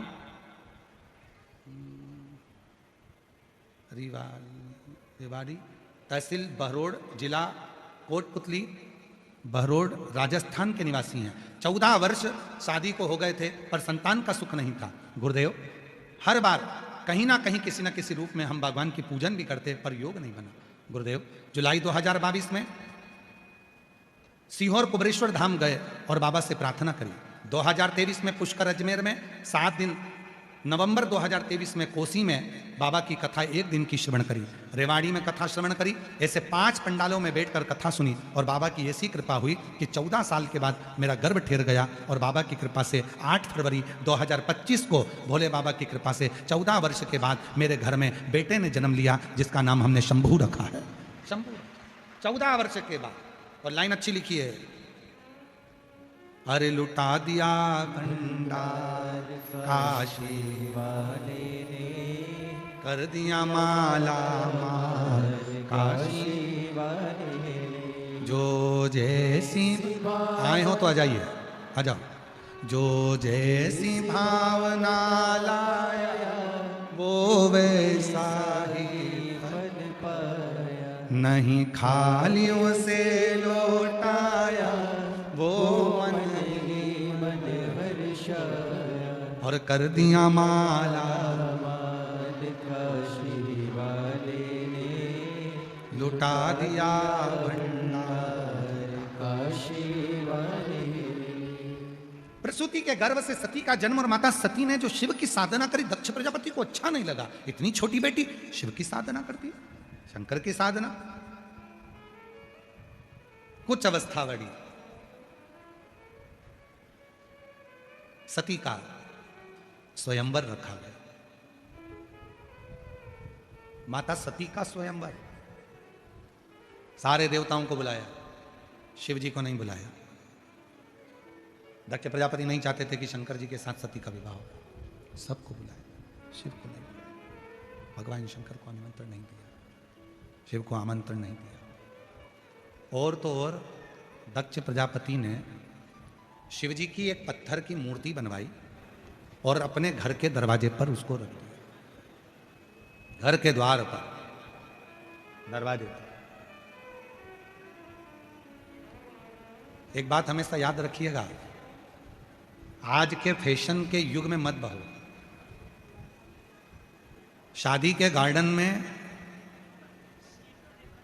आप पुतला पुतली खड़े करो चल जाएगा, पर शादी के गार्डन में दरवाजे पर भगवान की मूर्ति रख दी जाती है और लोग भोजन करने जा रहे हैं, मदिरा पीकर, सिगरेट धुनककर, गुटखा खाकर शादी में जाते हैं, आते हैं, दारू के नशे में रहते हैं, कहीं श्रीनाथ जी की मूर्ति लगा देते हैं, कहीं गणेश जी की मूर्ति लगा देते हैं, कहीं राधा कृष्ण की मूर्ति लगा देते हैं, कहीं शिव जी की मूर्ति लगा देते हैं, और अंदर रिसेप्शन चल रहा है, शादी चल रही है, और दरवाजे के बीचों बीच वेलकम करने के लिए भगवान को खड़ा कर देते हैं। याद रखना, तुम्हारी जिंदगी में ये शादी कभी सक्सेस नहीं हो सकती, कभी सफल नहीं हो सकती। जिन भगवान को तुम्हें अंदर बिठाना था, जिन भगवान को तुम्हें अंदर बिठाना था, जिन भगवान को तुम्हें अंदर बिठाना था, जिनको भीतर बिठाना था, जिनको अंदर रखना था, उनको तुमने दरवाजे पर खड़ा कर दिया वेलकम करने के लिए।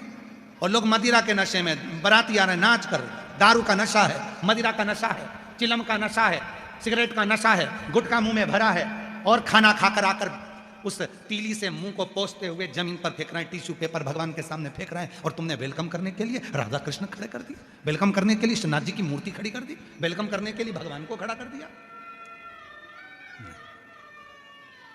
कभी नहीं।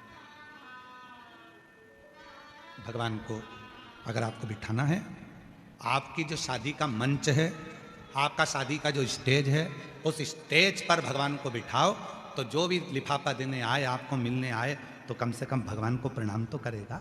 पर भगवान को तुमने दरवाजे पर खड़ा कर दिया, ये ठीक। इतने भी मत हवा में उड़ो कि परिंदे के पर काट दिए जाएं और आखिरी में नीचे गिरना पड़ जाए। इतने भी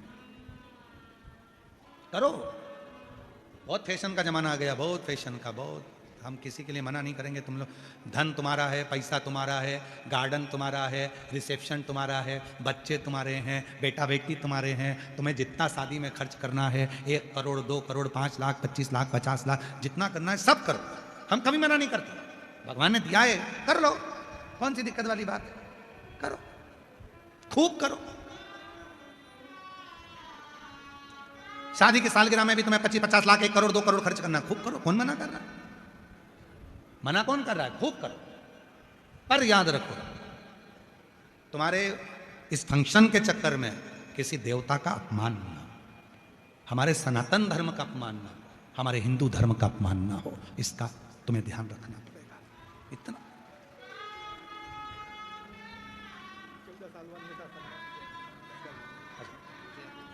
प्रणाम करो बाबा को, झुक के प्रणाम करो। शंभू बोलो।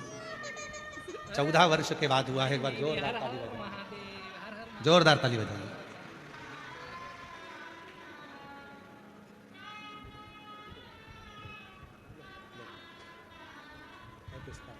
जो दिल से मांगोगे वो दिल से देगा, मेरा भोला भंडारी है, खाली झोली भर देगा। मेरा भोला भंडारी है, खाली झोली भर देगा। देवता का अपमान नहीं, सनातन धर्म का अपमान नहीं, हमारे देवी देवता का अपमान नहीं।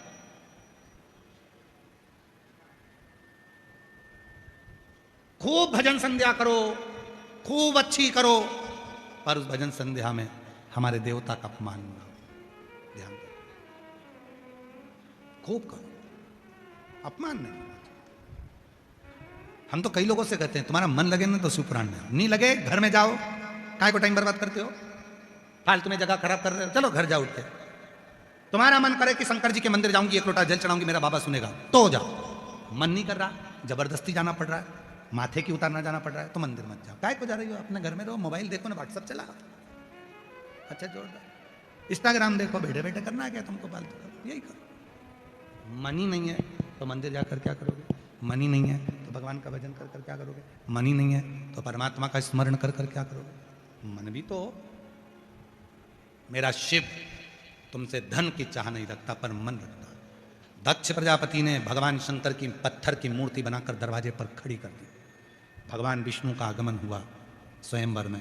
भगवान विष्णु ने जब स्वयंवर में आगमन हुआ और देखा कि शिवजी और दरवाजे पर, अंदर गए भगवान नारायण, दक्ष प्रजापति को बुलाया, दक्ष इधर आओ, इधर आओ। दक्ष आए, बोलिए ये क्या करा तुमने? दरवाजे पर भगवान विष्णु को जाकर खड़ा कर दिया। दरवाजे पर भगवान नारायण को, भगवान शिव को खड़ा कर दिया। दक्ष प्रजापति ने जो कहा भगवान विष्णु से कि ये मेरी बेटी सती शिव को भजन करती है, शिव का स्मरण करती है और मेरी बेटी शंकर जी से विवाह करना चाहती है, पर मैं अपनी बेटी का विवाह शिव जी से नहीं करना चाहती। उस शिव का तो मैं अपमान करवाऊंगा, जितने मेहमान आएंगे वो दरवाजे पर शंकर को देखेंगे। शिव का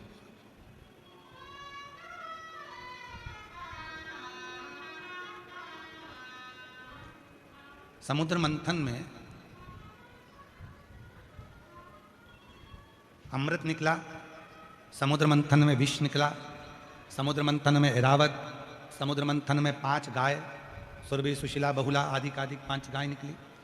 समुद्र मंथन में एक अश्व निकला था जिसके 7 मुंह थे, दूध की तरह एकदम श्वेत, जिसका नाम उच्चश्रवा था। दूध की तरह एकदम सफेद था वो अश्व, 7 मुख थे उस उच्चश्रवा के। वो अश्व, वो घोड़ा मंथन में से निकला था।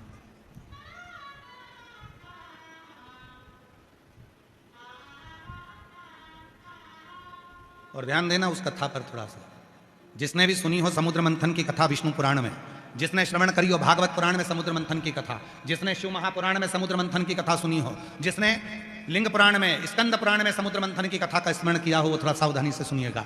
समुद्र मंथन में एक घोड़ा निकला था, एक अश्व निकला था जिसके 7 मुंह थे। उसका नाम उच्चश्रवा अश्व था। सफेद, एकदम दूध की तरह श्वेत था, एकदम दूध की तरह सफेद था। इंद्र ने उसको अपना बना लिया था। इंद्र ने कहा कि इस उच्चश्रवा को मिलूंगा, इस उच्चश्रवा अश्व को मैं अपने पास रखूंगा।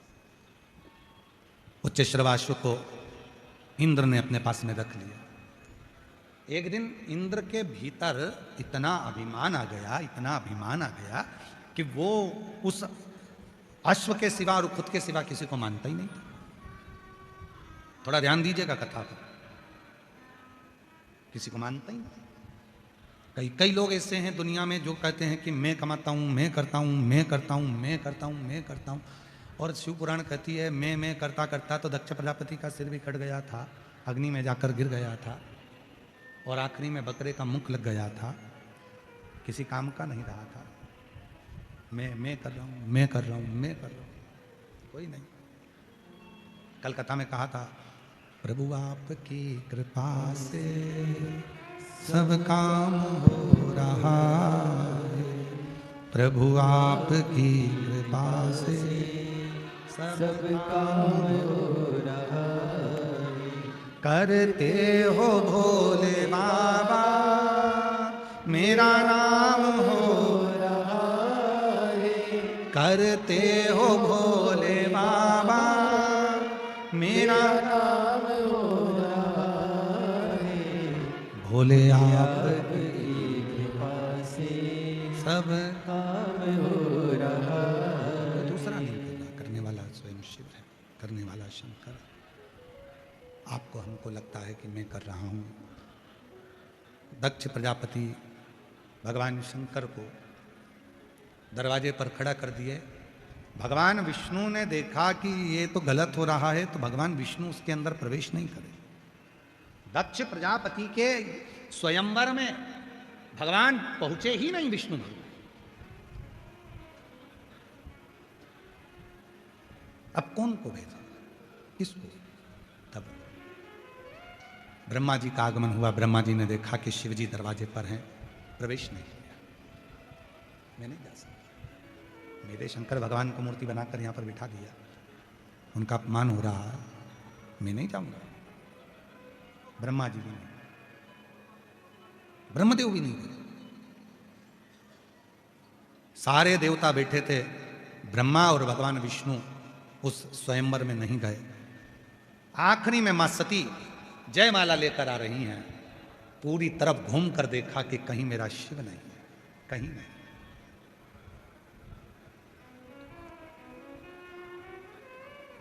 कहीं शिव नहीं है। सारे देवताओं को माला पिनाते हैं, भगवान विष्णु को माला पिनाते हैं, मेरे श्याम बाबा को माला पिनाते हैं, सालासर वाला को माला पिनाते हैं, जीण माता को माला पिनाते हैं, सती माता को माला पिनाते हैं, शिवजी, सारे देवताओं को माला पिनाई जाती है। केवल एक देवाधिदेव महादेव ऐसे हैं जिनको माला नहीं हार पहनाया जाता है। उनको माला नहीं हार, जो फूलों की माला होती है उसका नाम बदल जाता है, उसका नाम होता है हार। मतलब मैं दुनिया से हार चुका हूं, तब आखिरी में तेरे पास आया हूं और तू मुझे स्वीकार कर ले। अब नहीं कुछ कर सकता, अब मैं तेरी शरण में हार गया। संसार सागर से, सबसे, नातों से, रिश्तों से, कुटुंब से, कबीले से, संपूर्ण जगत से मैं हार चुका हूं। आखिरी में तेरे पास आया हूं, आखिरी में सबसे आस का।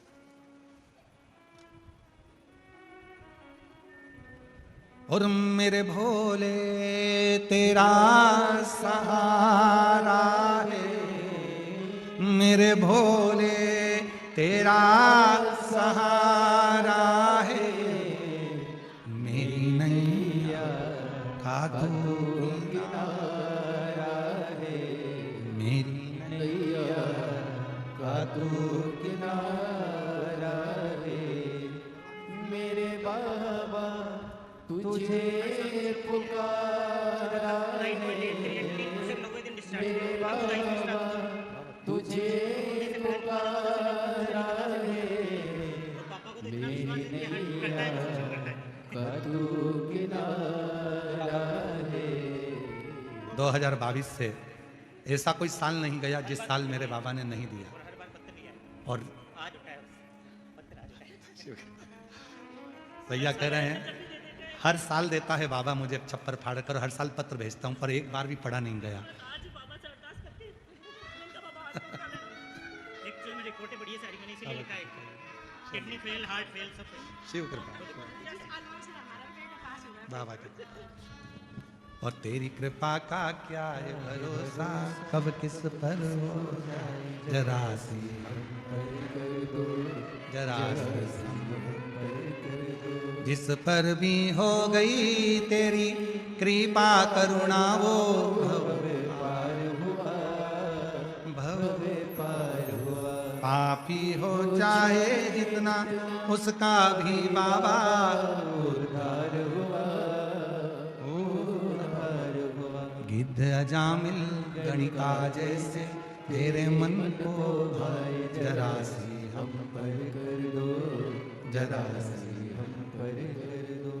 क्या कहते हैं हम संतों से, ये थोड़ी ना कहते संतों के पांव छूते हैं, साधु के पांव छूते हैं, कई लोग उनके चरण पकड़ लेते हैं। हमारी शिव पुराण कहती है एक घर के बुजुर्ग के, एक घर के अपने पति के चरण पकड़ो, इसके सिवाय किसी के भी चरण मत पकड़ो। किसी के भी, घर के बुजुर्ग हैं उनके चरण पकड़ो, सास ससुर है उनके चरण पकड़ो, दादा सासुर है उसके चरण पकड़ो, दादी सास है उसके चरण पकड़ो, और पकड़ो अपने पति के चरण, किसी के मत पकड़ो।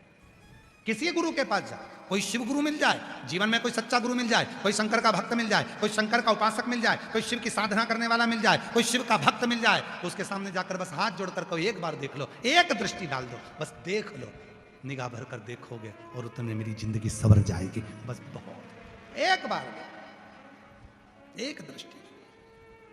सती मैया ने चारों तरफ देखा, शिव नहीं मिले। सती को लग गया मेरे पिता ने शंकर को नहीं बुलाया। सती गई सखी के पास, सखी बोली सती तेरे पिता ने अपमान करने के लिए शंकर जी की मूर्ति बनवाकर दरवाजे पर खड़ी कर दी है।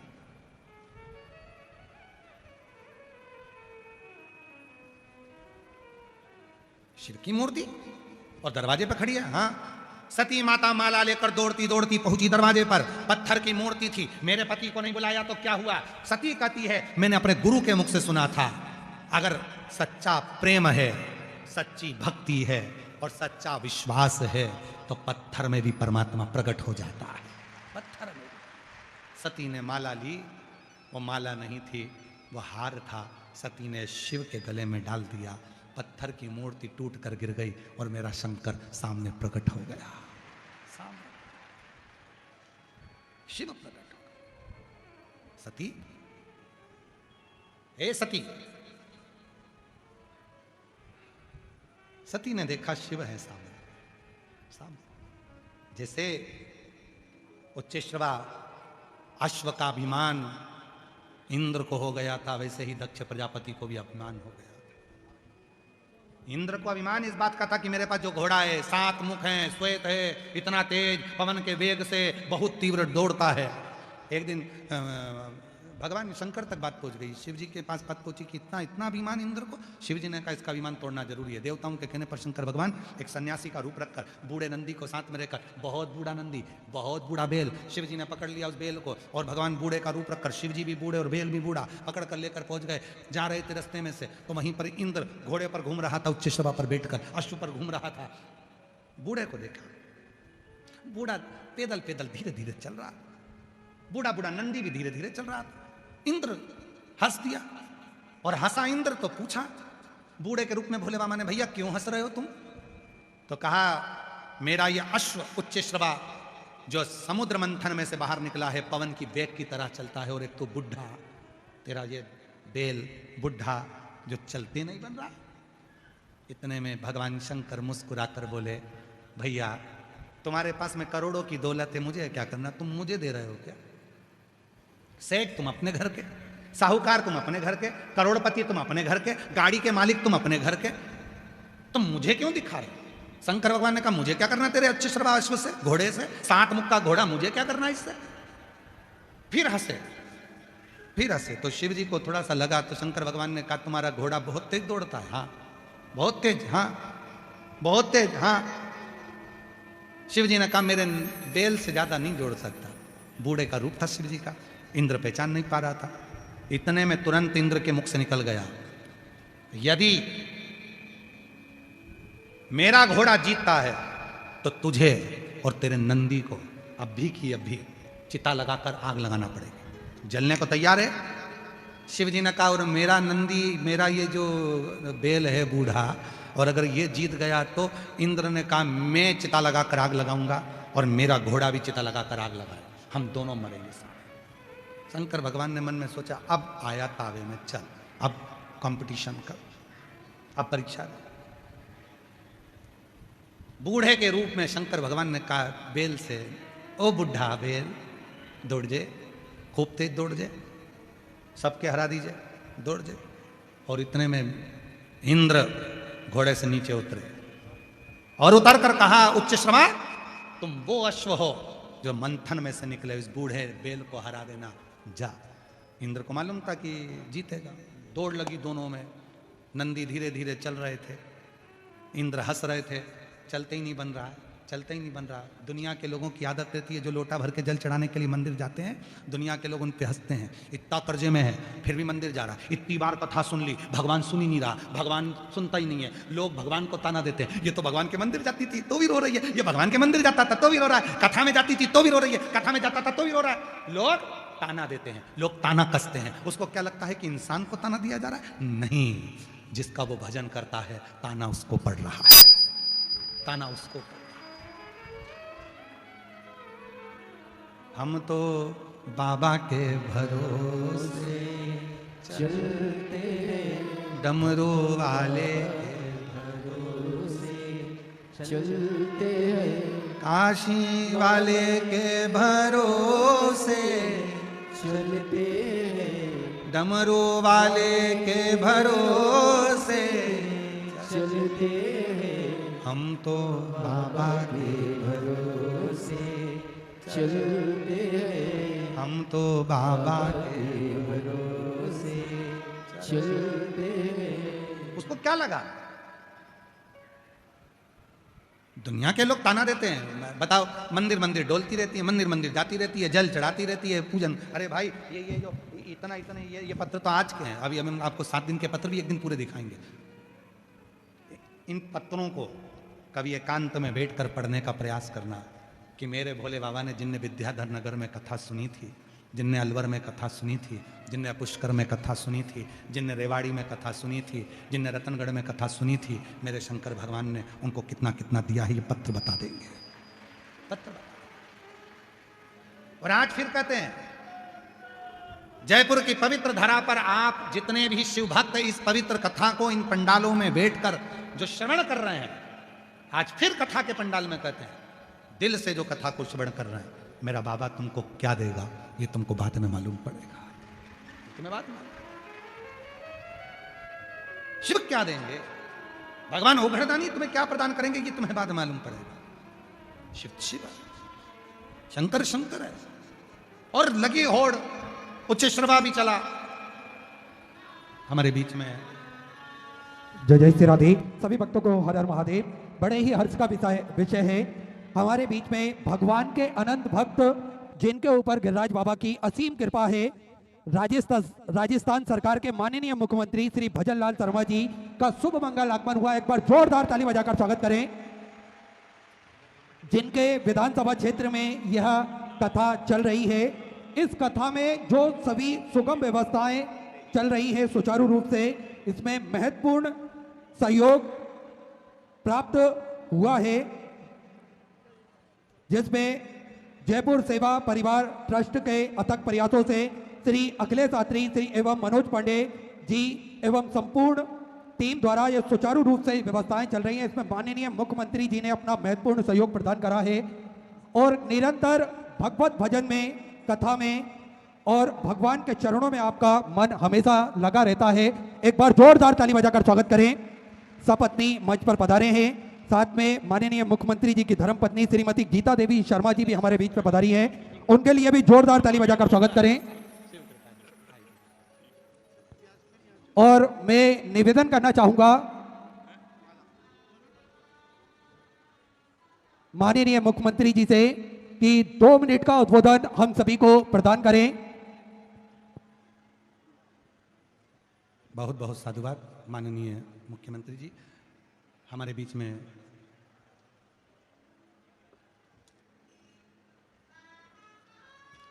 एक बार जोरदार ताली बजाकर राजस्थान सरकार के माननीय यशस्वी मुख्यमंत्री महोदय श्री भजनलाल शर्मा जी, जो इस क्षेत्र के विधायक महोदय भी हैं, उसके लिए भी उनको बहुत बहुत साधुवाद है। और इस पवित्र पावन शिव महापुराण की कथा के इस पवित्र अवसर पर आपका आगमन हुआ।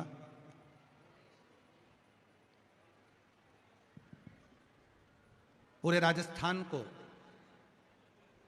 एक प्रगति की ओर, उन्नति की ओर अग्रसर करते हुए पूरे राजस्थान में सनातन धर्म को एक प्रेरणा और सनातन धर्म को उज्ज्वलता की ओर लेकर जाने वाले इस यशस्वी माननीय मुख्यमंत्री जी श्री भजनलाल शर्मा जी हमारे बीच में आए हैं। एक बार करताल ध्वनि द्वारा एक बार जोरदार ताली बजाकर सपत्नी उनका स्वागत, वंदन, अभिनंदन। एक छोटी सी कथा को मैं सुनेंगे ना? हाँ ठीक है। अभी अपनी कथा थोड़ी रह गई है, इसलिए उसको करते हुए फिर अपन भगवान शिव के विवाह पर पहुंचना है, तो इसलिए सभी लोग बैठे रहेंगे और कथा का लाभ लेंगे। बाबा को अपने मन का भाव कहेंगे। श्री शिवाय नमस्तु, श्री शिवाय नमस्तु, श्री शिवाय नमस्तु, श्री शिवाय नमस्तु। हर हर महा। उच्च श्रवा अश्व जिसके 7 मुख हैं, इंद्र को लगा। इंद्र ने कहा उच्च श्रवा से कि तू तेज दौड़। बूढ़े योगी का रूप मेरे भगवान देवाधिदेव महादेव ले लिया और भगवान ने नंदी से कहा मेरा बूढ़ा बेल है, बेल तेज दौड़ना। दोनों में वचन हो गया, यदि ये बूढ़ा बेल हारेगा तो इस बाबा को भी अपनी चिता लगाकर आग देना है और बूढ़े बेल को भी चिता लगाकर आग देना। और यदि उच्चश्रवा अश्व समुद्र मंथन में निकला हुआ ये 7 मुख का जो घोड़ा है, अगर ये हारा है तो इंद्र को भी अपना प्राण देना है और उस घोड़े को भी प्राण देना। दोनों लोग। नंदी धीरे धीरे चले, बूढ़े थे, चलने लगे। उच्च श्रवा को लगा कि मैं सबसे तेज दौड़ने वाला हूं। उच्च श्रवा ने भागना प्रारंभ करा, नंदी फिर भागा और थोड़ा धीरे धीरे नंदी ने चलना चालू करा। उच्च श्रवा और तेज भागा, नंदी और चला। 2 क्षण की देरी थी और जहां तक मंजिल पर पहुंचना था उच्च श्रवा को, क्या देखता है उच्च श्रवा कि नंदी पवन के वेग से भी तीव्र वेग से भागते हुए उस मंजिल तक पहुंच गया था। उस मंजिल तक शिव महापुराण की कथा कहती है, कभी किसी को कमजोर मत समझो। तब कौन किस रेस में आगे बढ़ जाए कोई भरोसा नहीं है। कौन किस रेस में आगे बढ़ जाए कोई भरोसा नहीं है। किसी को कमजोर ना समझिए। जिस पर भी हो गई तेरी कृपा करुणा वो भव पार हुआ, भव पार हुआ। पापी हो चाहे जितना उसका भी बाबा उद्धार हुआ, उद्धार हुआ। उच्च श्रवा पीछे रह गया, निकल गए आगे नंदी। इंद्र ने चिता लगाना चालू करी, उच्च श्रवा को भी जलने के लिए आतुर हुए। शिव जी ने अपना रूप दिखाया, रोका। उच्च श्रवा रुको, इंद्र रुको, तुम्हें जलना नहीं है, केवल तुम्हारे भीतर के अभिमान को मैंने शून्य करा। शिव कहते हैं मेरे पास आने से पहले अभिमान को शून्य कर दो, शून्य कर, अभिमान शून्य। दक्ष प्रजापति सबको बुलाया स्वयंवर में, पर शिव को नहीं बुलाया। और सती माता दौड़ कर गई और शंकर जी के पाषाण की मूर्ति पर जैसी माला डाली, मूर्ति में से शिव प्रकट हो गए। दक्ष का अभिमान नीचे गिरा दिया। वो सती माता शिव की धर्म पत्नी बन गई, अर्धांगिनी बन गई। समय आया, कुंभज बाबा के यहाँ कथा सुनी, फिर अपने प्राणों का त्याग करा। सती माता ने यज्ञ के कुंड में, और वही सती माता हिमालय राज के घर में मैनावती के गर्भ से पार्वती के नाम से विख्यात हो गई। और माँ पार्वती का मंगल विवाह शिव जी के साथ हुआ।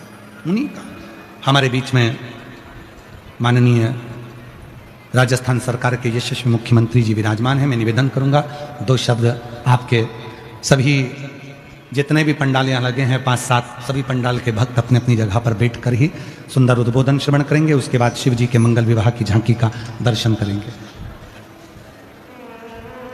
जोरदार ताली बजाकर माननीय मुख्यमंत्री जी के इस शिव महापुराण के सुंदर प्रसंग में आपका आगमन हुआ। राजस्थान सरकार को बड़े आनंद के साथ में, पूरे राजस्थान को एक ऊर्जा, एक बल आपके द्वारा जो मिल रहा है, सनातन धर्म को आप मजबूत कर रहे हैं, उसके लिए व्यासपीठ से पुनः पुनः आपको बहुत बहुत साधुवाद।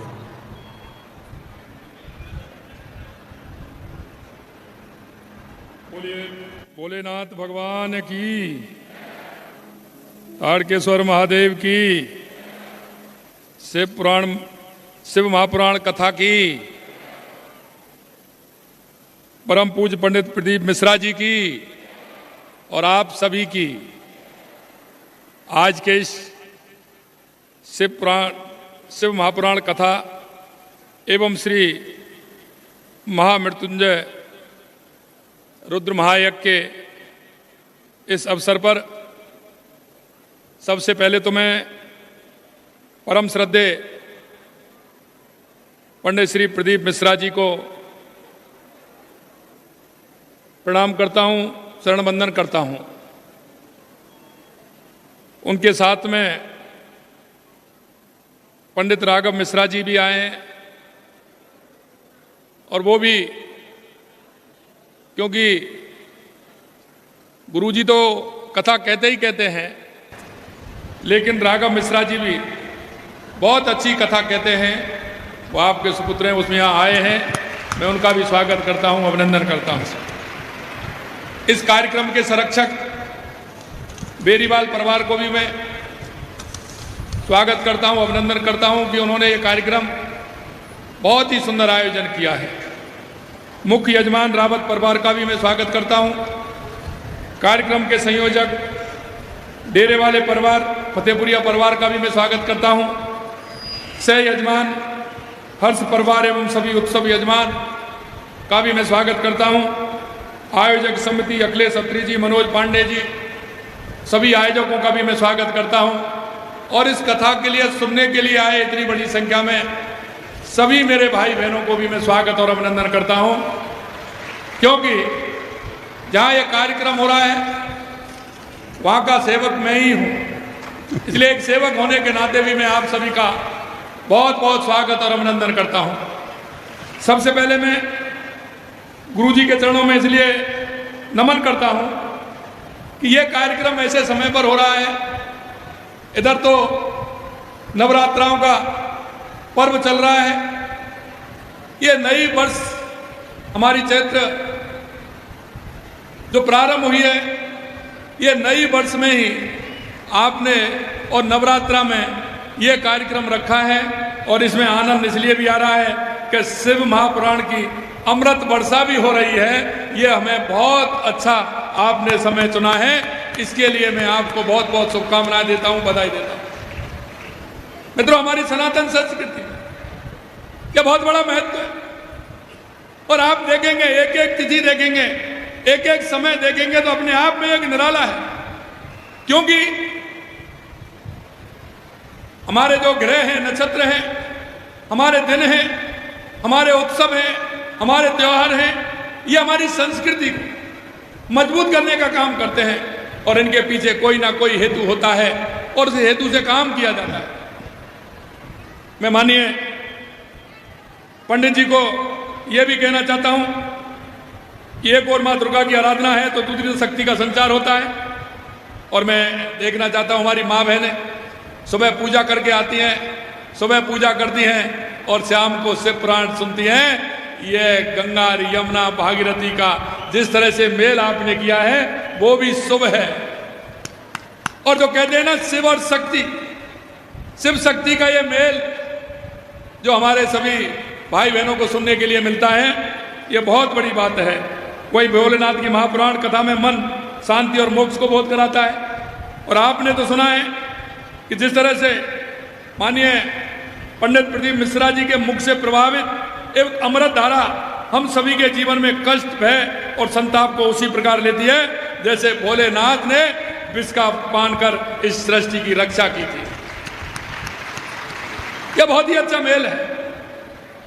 आपकी सरल भाषा, गहन शास्त्र ज्ञान और भक्ति रस से परिपूर्ण कथा शैली ने आज की युवा पीढ़ी को और भी सनातन संस्कृति से जोड़ने का काम किया है।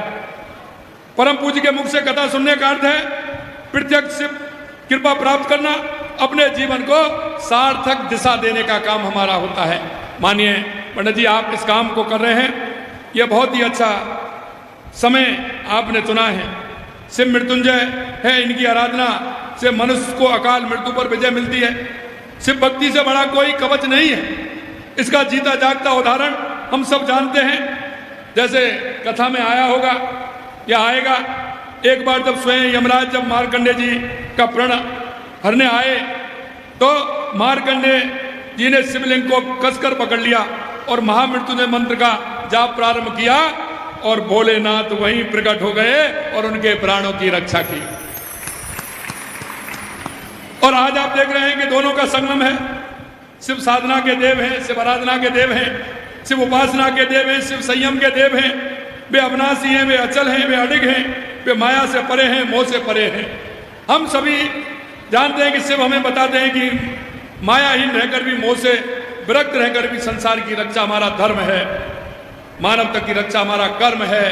मैं आपसे इतना ही कहना चाहता हूं, मेरी आप सभी श्रद्धालुओं से विनम्र प्रार्थना है कि इस अमृत वर्षा में पूरी भावना और समर्पण के साथ डूब जाएं, क्योंकि जो ये यहाँ सुनता है अवश्य तरता है और उसका जीवन पार होता है। जीवन में जो ज्ञान की गंगा है वो इसी स्थान से मिलती है, आध्यात्म से मिलती है, हमारे शिव पुराण से मिलती है, राम कथा से मिलती है और हमारी ये गीता भागवत से मिलती है। मैं आपसे कहना चाहता हूँ, हमारे संत मुनि महंत सभी हमारे हमको दिशा देने के लिए हमेशा हमें प्रेरित करते हैं। हमें उनकी बातों को सुनकर के मनन करना चाहिए। मनन करते हुए हमारे जीवन को हम कैसे आगे बढ़ा सकते हैं, हम जीवन को सफल कैसे बना सकते हैं, ये हमें करना है। हमारे सभी मुनि संत जन महंत सभी इसी बात को कहते हैं। मेरा आप सभी से आग्रह है कि यह सनातन धर्म लगातार हमारा कैसे मजबूत हो, इसके लिए हम काम करते हैं।